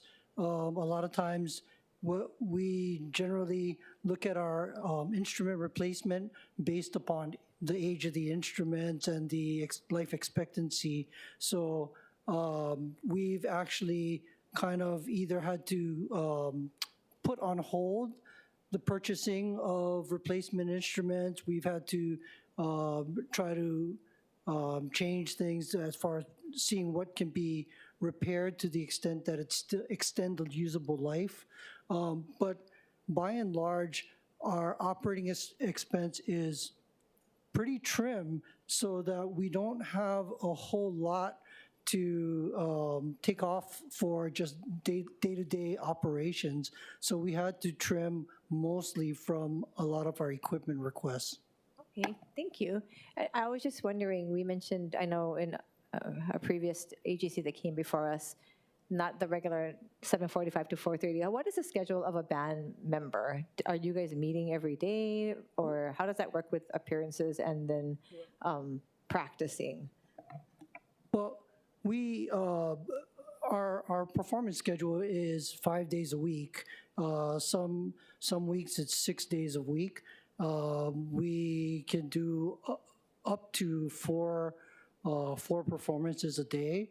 Most of the musicians, anybody that's in the professional music industry, there's hours of individual practice that is put in just to prepare for upcoming concerts. And because our schedule is mostly performance-based, individual musicians have to constantly just upkeep their craft. Wow, so they're on their own practicing, and then a lot of times, yes. On the performance is actually the whole group. Yes. Okay, well, thank you for explaining and sharing. Thank you, Chair. Thank you very much, Councilmember Tolba. Thank you, Chair. Director, how's it going? Aloha. Hey, mahalo for all the things that you do. You know, the 300 or so gigs, how much is that like paid? Like you get 350 gigs a year, you said a year, yeah? How much is that like paid gigs? You mean like for fees? Yes, the for charge. fees. That one, the past couple of years has been zero. Wow. So those are all free offerings to the community because they're all nonprofit type organizations. But in the past, we have ranged from 4 to 5 since I've been here. That's gone up or down depending on what they're requesting. I think since the pandemic, it's been a lot less. I would imagine that will be picking up soon. I hope so. Like, you know, I don't know if anyone ever had, like, the first time I ever like did a cruise and got off the boat on every one of our ports, I remember bands playing, hula dances. They gave the tourist that comes here like an amazing Hawaii experience. I haven't seen that, and I'm pretty sure that if they're gonna play, you know, they're gonna pay a knucklehead like me for do a couple of days, you know, they would love to see and maybe even help you guys make some money so that you can fund some of those equipments. I mean, are you guys aggressively going after paid gigs, or you just kind of? Yeah, we are not aggressively going after those. They in the past have come to us, but that's certainly something that we can take a look at. We have made some flyers in the past, but that can be addressed if we think it's an important thing that we should be doing. Yeah, no. Every time you guys are there, you guys bring an amazing aura to whatever you guys are presenting to. You know, like in Eva with the Lincoln Day celebration. Yeah. You know, I would love to see you guys more out in Eva and Waipahu. I think you know, you guys do bring an amazing aura to the community. So yeah, no, I mean, I would love to see you guys make more money and finding ways to like help fund some of the things that you guys need, and yeah, thank you. Maybe get a marketing person in there that can help you guys. Thank you. Thank you very much. Members, any other questions? Okay, we have Council Vice Chair Kiaina. Thank you. It's always a pleasure to have you guys come and give us an update over the year. Thank you. And I continue to smile every time I see you guys, including in the full council. You know, on the overtime, I just want to make sure I understand the overtime. Is that past 40 hours per week, and then you trigger the overtime? When do band members get paid overtime? It's when they have specialized assignments not included in their job description that require them to be there before the job or after the job. And is that based on 8 to 5 hours? I mean, you know, the normal day hours? It's based on, because our days are split up by jobs, it's based on the job, on whatever that job requires us to do. Similar to an 8-hour day, but our jobs are different depending on where we're at and how many jobs we do. Got it. So you have a base salary, correct? And then you have, okay. And then what about mileage reimbursement? We do have a mileage reimbursement program. Is that factored into the budget? Yes, it is. Okay. Okay, I just want to make sure they're fairly compensated. And I really appreciate that. Every time I see you guys out in the community, it's, you know, you're sacrificing your family time, yeah? Yes, ma'am. So greatly appreciate all that you guys do for our community. Thank you so much, Vice Chair. Thank you. And members, any other questions? Thank you, Bandmaster, so much for being here. I really appreciate it. Members, there's no other discussion, so we're going to move on to the Liquor Commission. Thank you, council members. Thank you. Just as an announcement, we will be taking an hour lunch break after the Liquor Commission, whatever time they are complete.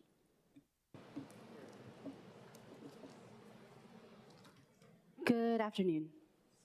Oh, and also, I forgot to announce, the Liquor Commission's departmental communication is Departmental Communication 164, which you can see online on H&L Docs.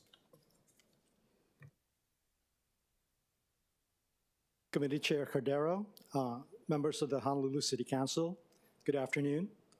I'm Sal Patilos, Administrator of the Honolulu Liquor Commission, and with me are Acting ASO Akiko Reyes and Staff Executive Assistant Darren Matsumoto. By way of introduction, the Liquor Commission is responsible for regulating the sale, manufacture, and importation of alcoholic beverages in the city and county of Honolulu. Our revenues are via a special revenue fund, specifically the Liquor Commission Fund, which accounts for all monies collected by and received on behalf of the agency and the costs associated with our operational and administrative services. As you can see here, we have estimates of our revenue for the fiscal year 2025 at $6,795,000 and $795,250. These estimates were done earlier in the year. This may very well be a conservative estimate. As you can see from the actual of 2023, there was over $7 million in revenue for the Liquor Commission Fund. I think at that point in time, the budgeted amount was $5.82 million. And this fiscal year itself, in fiscal year 2024, we are in the first 8 fiscal months realizing revenues above the estimates for the fiscal year. This slide shows that in terms of sales of alcoholic beverages, Oahu is back to pre-COVID levels, and that should have a knock-on effect for the revenues of the Liquor Commission moving forward. In terms of our budget, in terms of our operating budget, there are really 2 items that increased for us this year. As you can see, salaries are increasing by $112,289, and that's mostly the result of collective bargaining agreement mandated raises. Additionally, you can see in terms of equipment that we have an increase of $91,800. That's driven by the fact that we're replacing 2 motor vehicles in our fleet. One is we're replacing a 2007 vehicle as well as a 2011 vehicle. So this table shows the overtime that we've had to incur or will anticipate incurring this fiscal year and the coming fiscal year. We have been somewhat shorthanded in the department, in the agency, and a lot of people have had to take overtime to cover just to be able to provide the services that we do at the level that we've been able to provide it so far this year.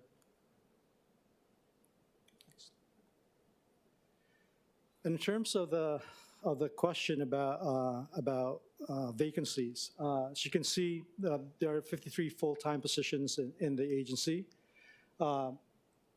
As of February 1st, 2024, 32 of those positions were filled. There are 21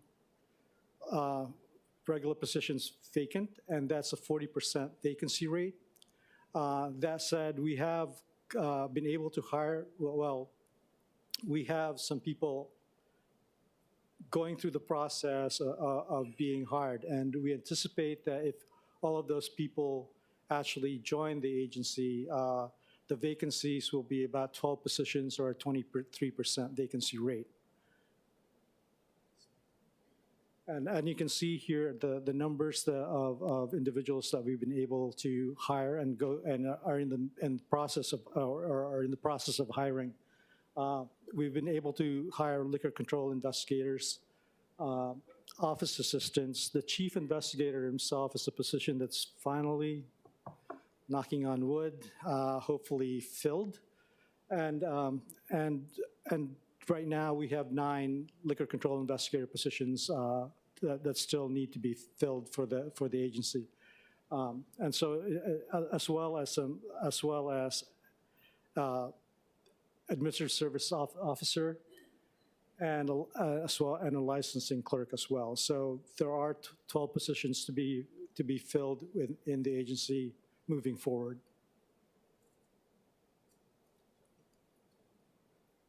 Yeah, and with that, I'm open to questions. Thank you very much. Members, do we have any questions? We have Council Vice Chair Kia Aina, followed by Councilmember Tupola.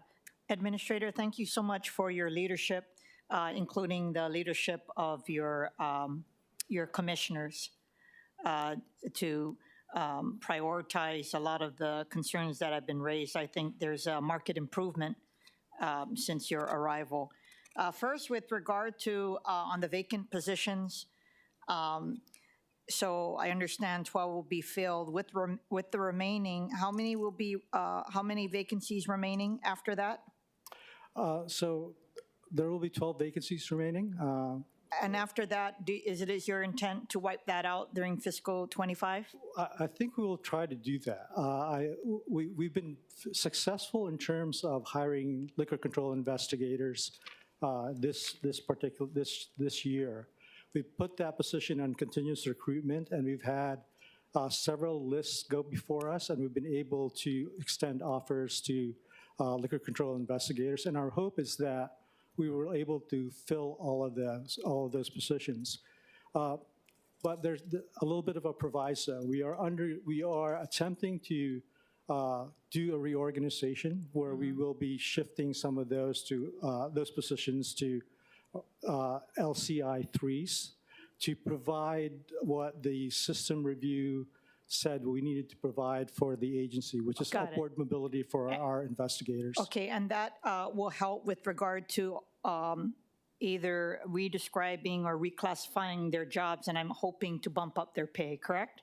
That's part of the game plan, is just to create these positions. Got so it. there's upward Okay, well, mobility. that's still good news, because I think that you are heeding the concerns that have been raised by the City Council.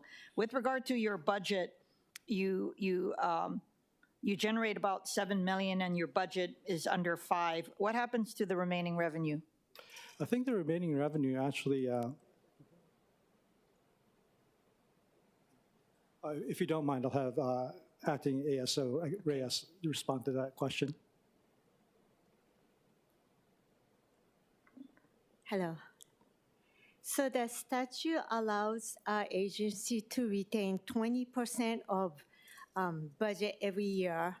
Any excess over 20%, we must return to the existing licensee, but not in the form of like a refund check, but we adjust the threshold, also known as deductible, that is used to calculate additional license fees. That is adjusted, so the following year we are collecting less license fee from the licensee. Oh, really? That's good news, actually. So have you been doing that over the years? So every year. So Even though, let's say, 1 year we have an excess fund, it does not accumulate over the course of it. Got it. Years. So give me an example for a typical year. What can a licensee save? How much money are we talking about per licensee? That is hard to tell. $50? That is dependent on the licensee class kind of category. Oh, got it. Because the additional license fee, it has a specific formula that is annual gross liquor sales amount minus that threshold that we set, let's say 100,000. So anything over that 100,000, it will be multiplied by specific rate, assessment rate. Okay. With regard to the additional revenues generated, I want to make sure you are utilizing it for a lot of the improvements that have been recommended, right? So that would be operations, training, and technology. Are you taking care of that?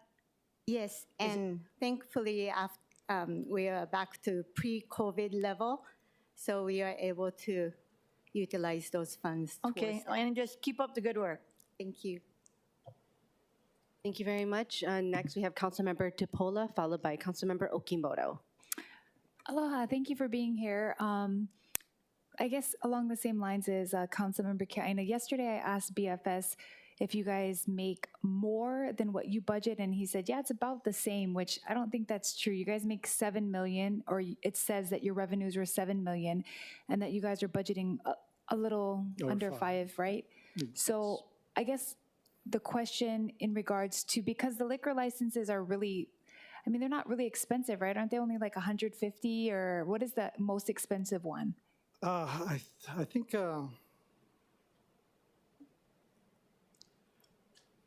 I mean, I think it can go anywhere from 150 to 1,200.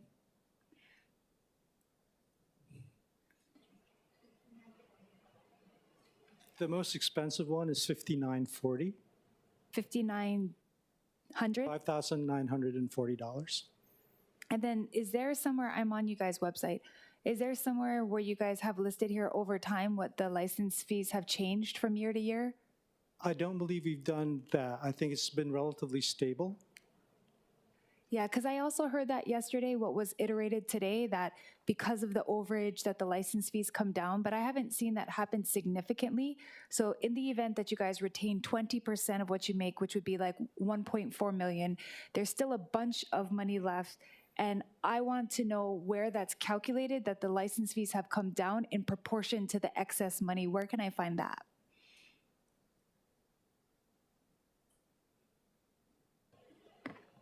So we have two types of license fee. Renewal fee is the set license fee per class and class kind and category of the license. The other 50%, like roughly about 50% of revenue comes from the additional license fee. That's where that you will see the fluctuation. Okay, maybe if I email your office, I want to see exactly how you guys calculate that, meaning if there's 2 million left over, how do you guys calculate how you bring down the fees and how much that is in overtime? But it's a kind of detailed question, so I'll see if I can follow up on that. Yes. My last question is about the administration reflected that your commission has 4 contract hires in addition to the 53. What are the 4 contract hires? So we have 3 contract hires, right? Oh, okay, 4 contract hires. We have the special projects coordinator. We have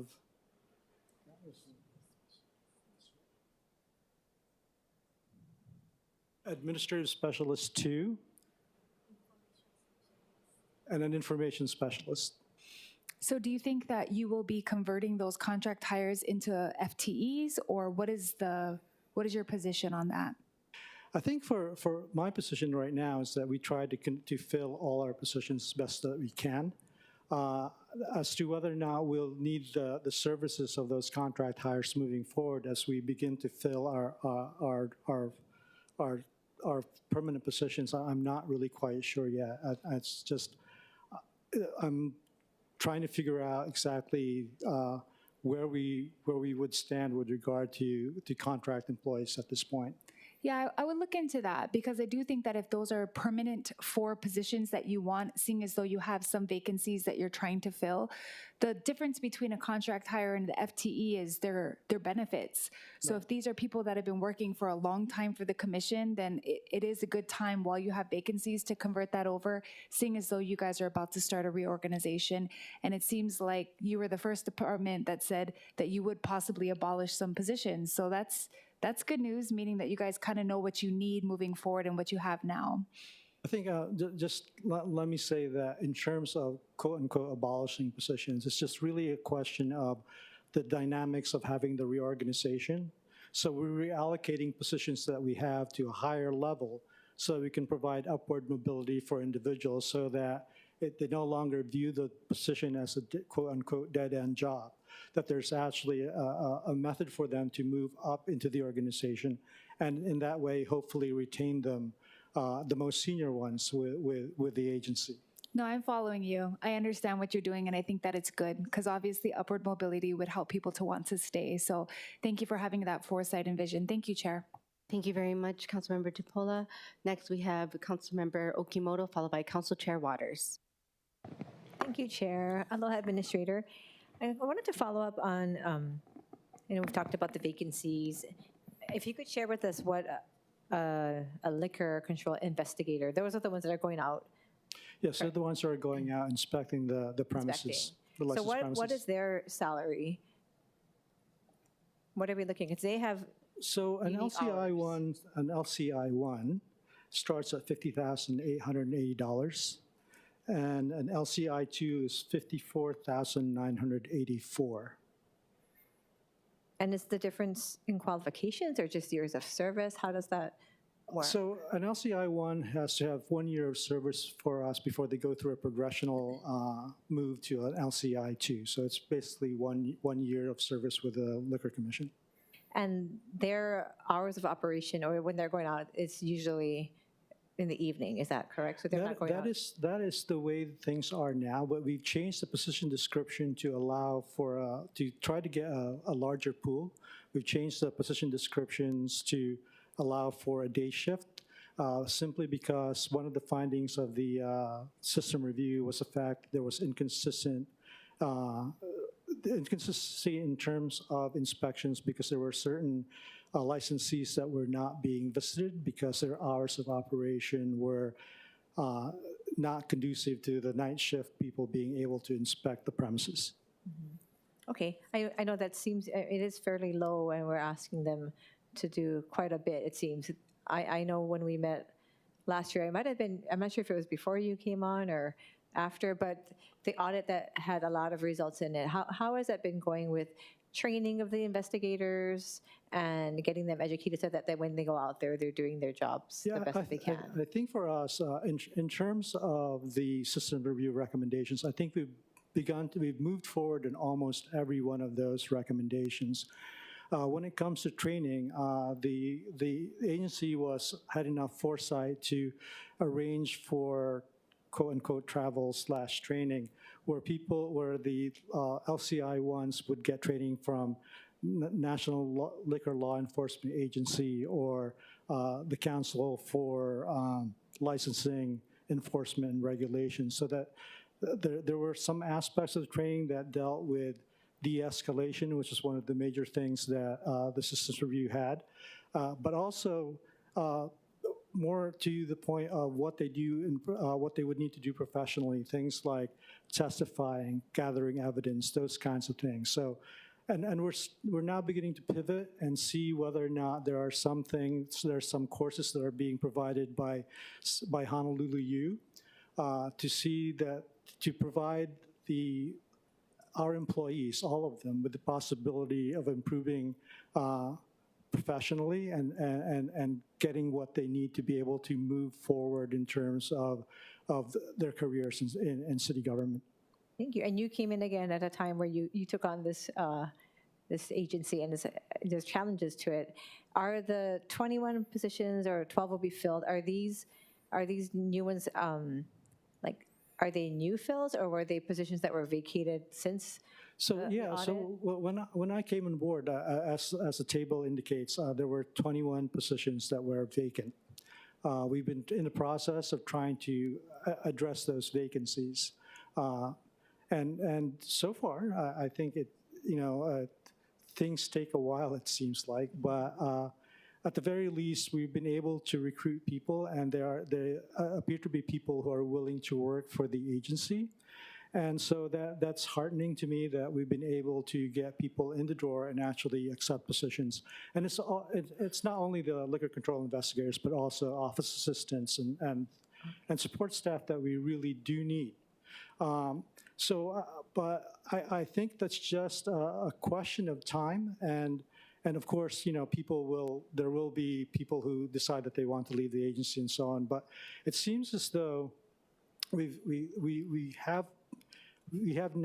been able to recruit people based on what DHR has done in terms of one-day recruitments, putting the liquor control investigator positions into a continuous recruitment where we don't stop and start. And that has resulted in a consistent number of lists being forwarded to us and us being able to interview people. In fact, we have 2 days of interviews this week for LCA 1 positions again. So in my time there, although it seems like a really long time, subjectively speaking, we've been able to recruit people to come on board.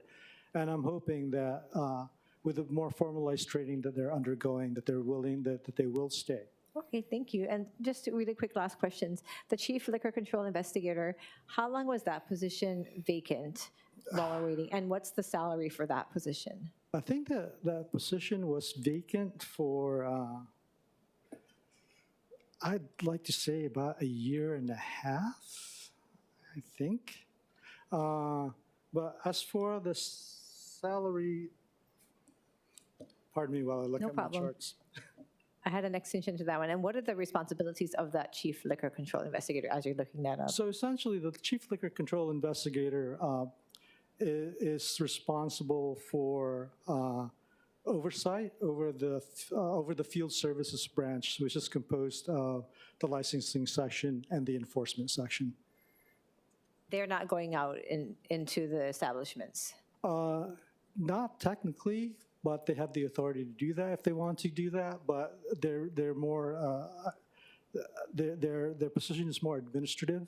Okay. And in that they like I said, they provide oversight for the licensing and enforcement branches. And sorry, I know I put you on the spot with I was just wondering what that person's salary. Yeah, in terms of the Chief Liquor Control Investigator salary, the minimum is $86,376. But we were authorized to offer above minimum, and we've done that. And I think it's like something like 97,000, somewhere in that ballpark. Okay, thank you, Administrator. Thank you, Chair.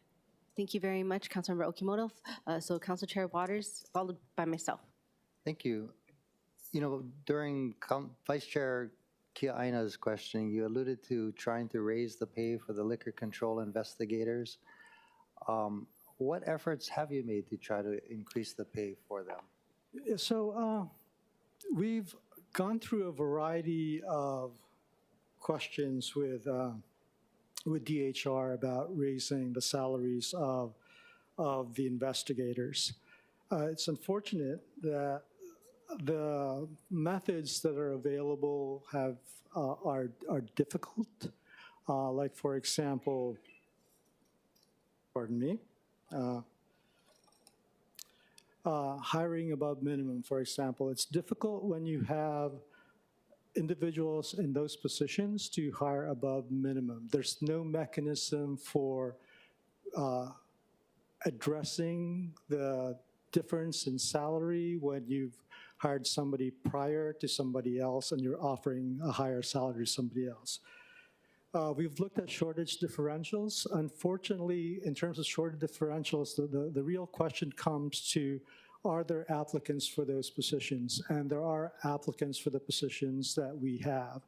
So that has not been a method that can be used for our agency.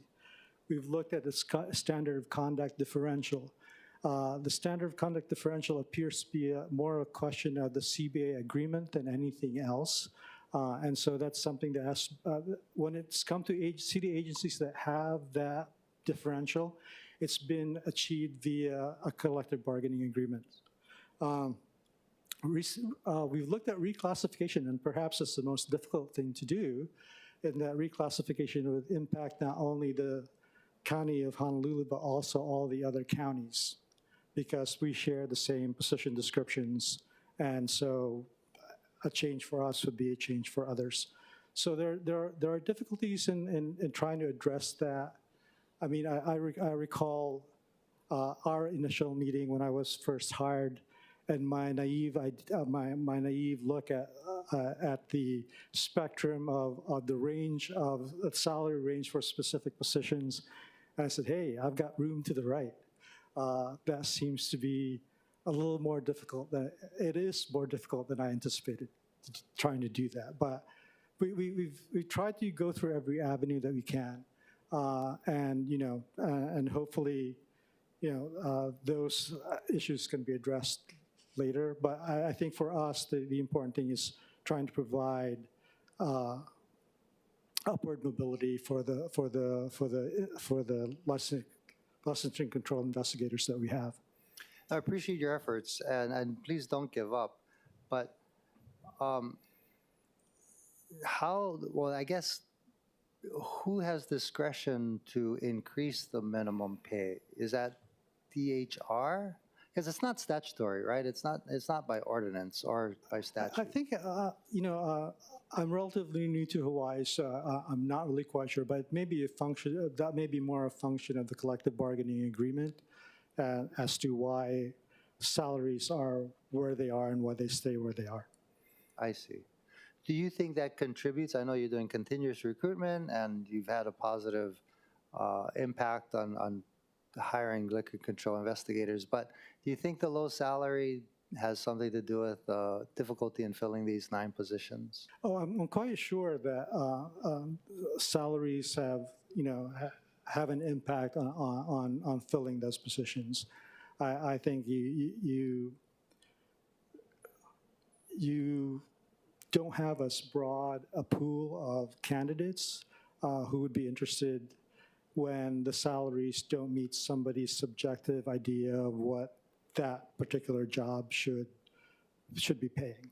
What bargaining unit, if you know, do these investigators belong to? I think 3 and 14. 3 and 14. I mean, it would have been worthwhile. I wish you came after the prosecutor's office, because they have investigators, and I'm sure they're making a lot more than $50,000. And maybe we can somehow connect your investigators to their investigators and figure out how you can be on par with them. Last question. Your assistant talked about how you have to return anything over, it seems like 20% to the I guess the people you service. Is that by statute? Yeah, I think the statute actually has a formula of how we deal with our revenues. And so Akiko spoke about the GLS and the deductible associated with that. And so if we have better years revenue-wise, the deductible moves up. And if we don't have good years, then the deductible goes down. It's gone to the point where this fiscal year, I think that deductible is $34,000. And I'm hoping that given the revenues that we're realizing so far this year, the deductible for next year will be higher than that, which means anyone with gross liquor sales less than that X amount doesn't have to pay an additional licensing fee. Only those who sell more than that have to pay an additional licensing fee. Now, when I say statute, I mean state law, right? Not county ordinance, but this is determined by state law or the legislature across the street, right? I believe it's in HRS. HRS. Any inclination or any interest in lobbying the legislature to change that? I think from our perspective, if you know, if we need to, and we see times where there are difficulties in terms of what we do, then yes, we would begin to approach that. We would begin to the discussions about how to approach that and how to deal with excess revenue. At this point, I think so far things seem to be working okay, and I guess the question would be whether or not the licensees are okay with the way that the revenues are essentially used to move that standard where people have to pay an additional licensing fee. Okay, and do you talk to your counterparts on the neighbor islands about this issue? Not this particular issue, but I do talk to them on a quarterly basis. We have an administrators meeting, and we talk about issues that are common to us. Every year you have an annual conference as well, right? There's an annual conference of state liquor administrators, yes. Yeah, when is that? I believe that happens in October. I see. Okay, thank you very much. Thank you, Chair. Thank you very much. Next up, I'll skip myself and I will go with Councilmember Say. Thank you very much, Madam Chair. First and foremost, maybe Mr. Kawano, you can help Chris up here. Mr. Kawano? Director Kawano, in the presentation given by the Liquor Commission Executive Director,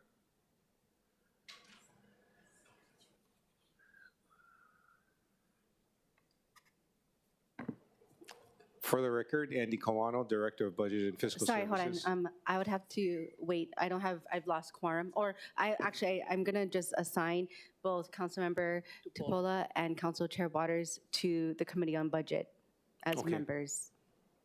Okay, Mr. you can proceed. Kawano, I respect what has been presented, but there's so many different conflicting figures. For the Liquor Commission, revenue details was 7.03 estimate, and we're going to be looking at 7.034. The Liquor Commission fund is at 7.661 for fiscal year 24, and fiscal year 25, you're looking at a 929,000, 7%, $7,798,000, a 1.8% increase.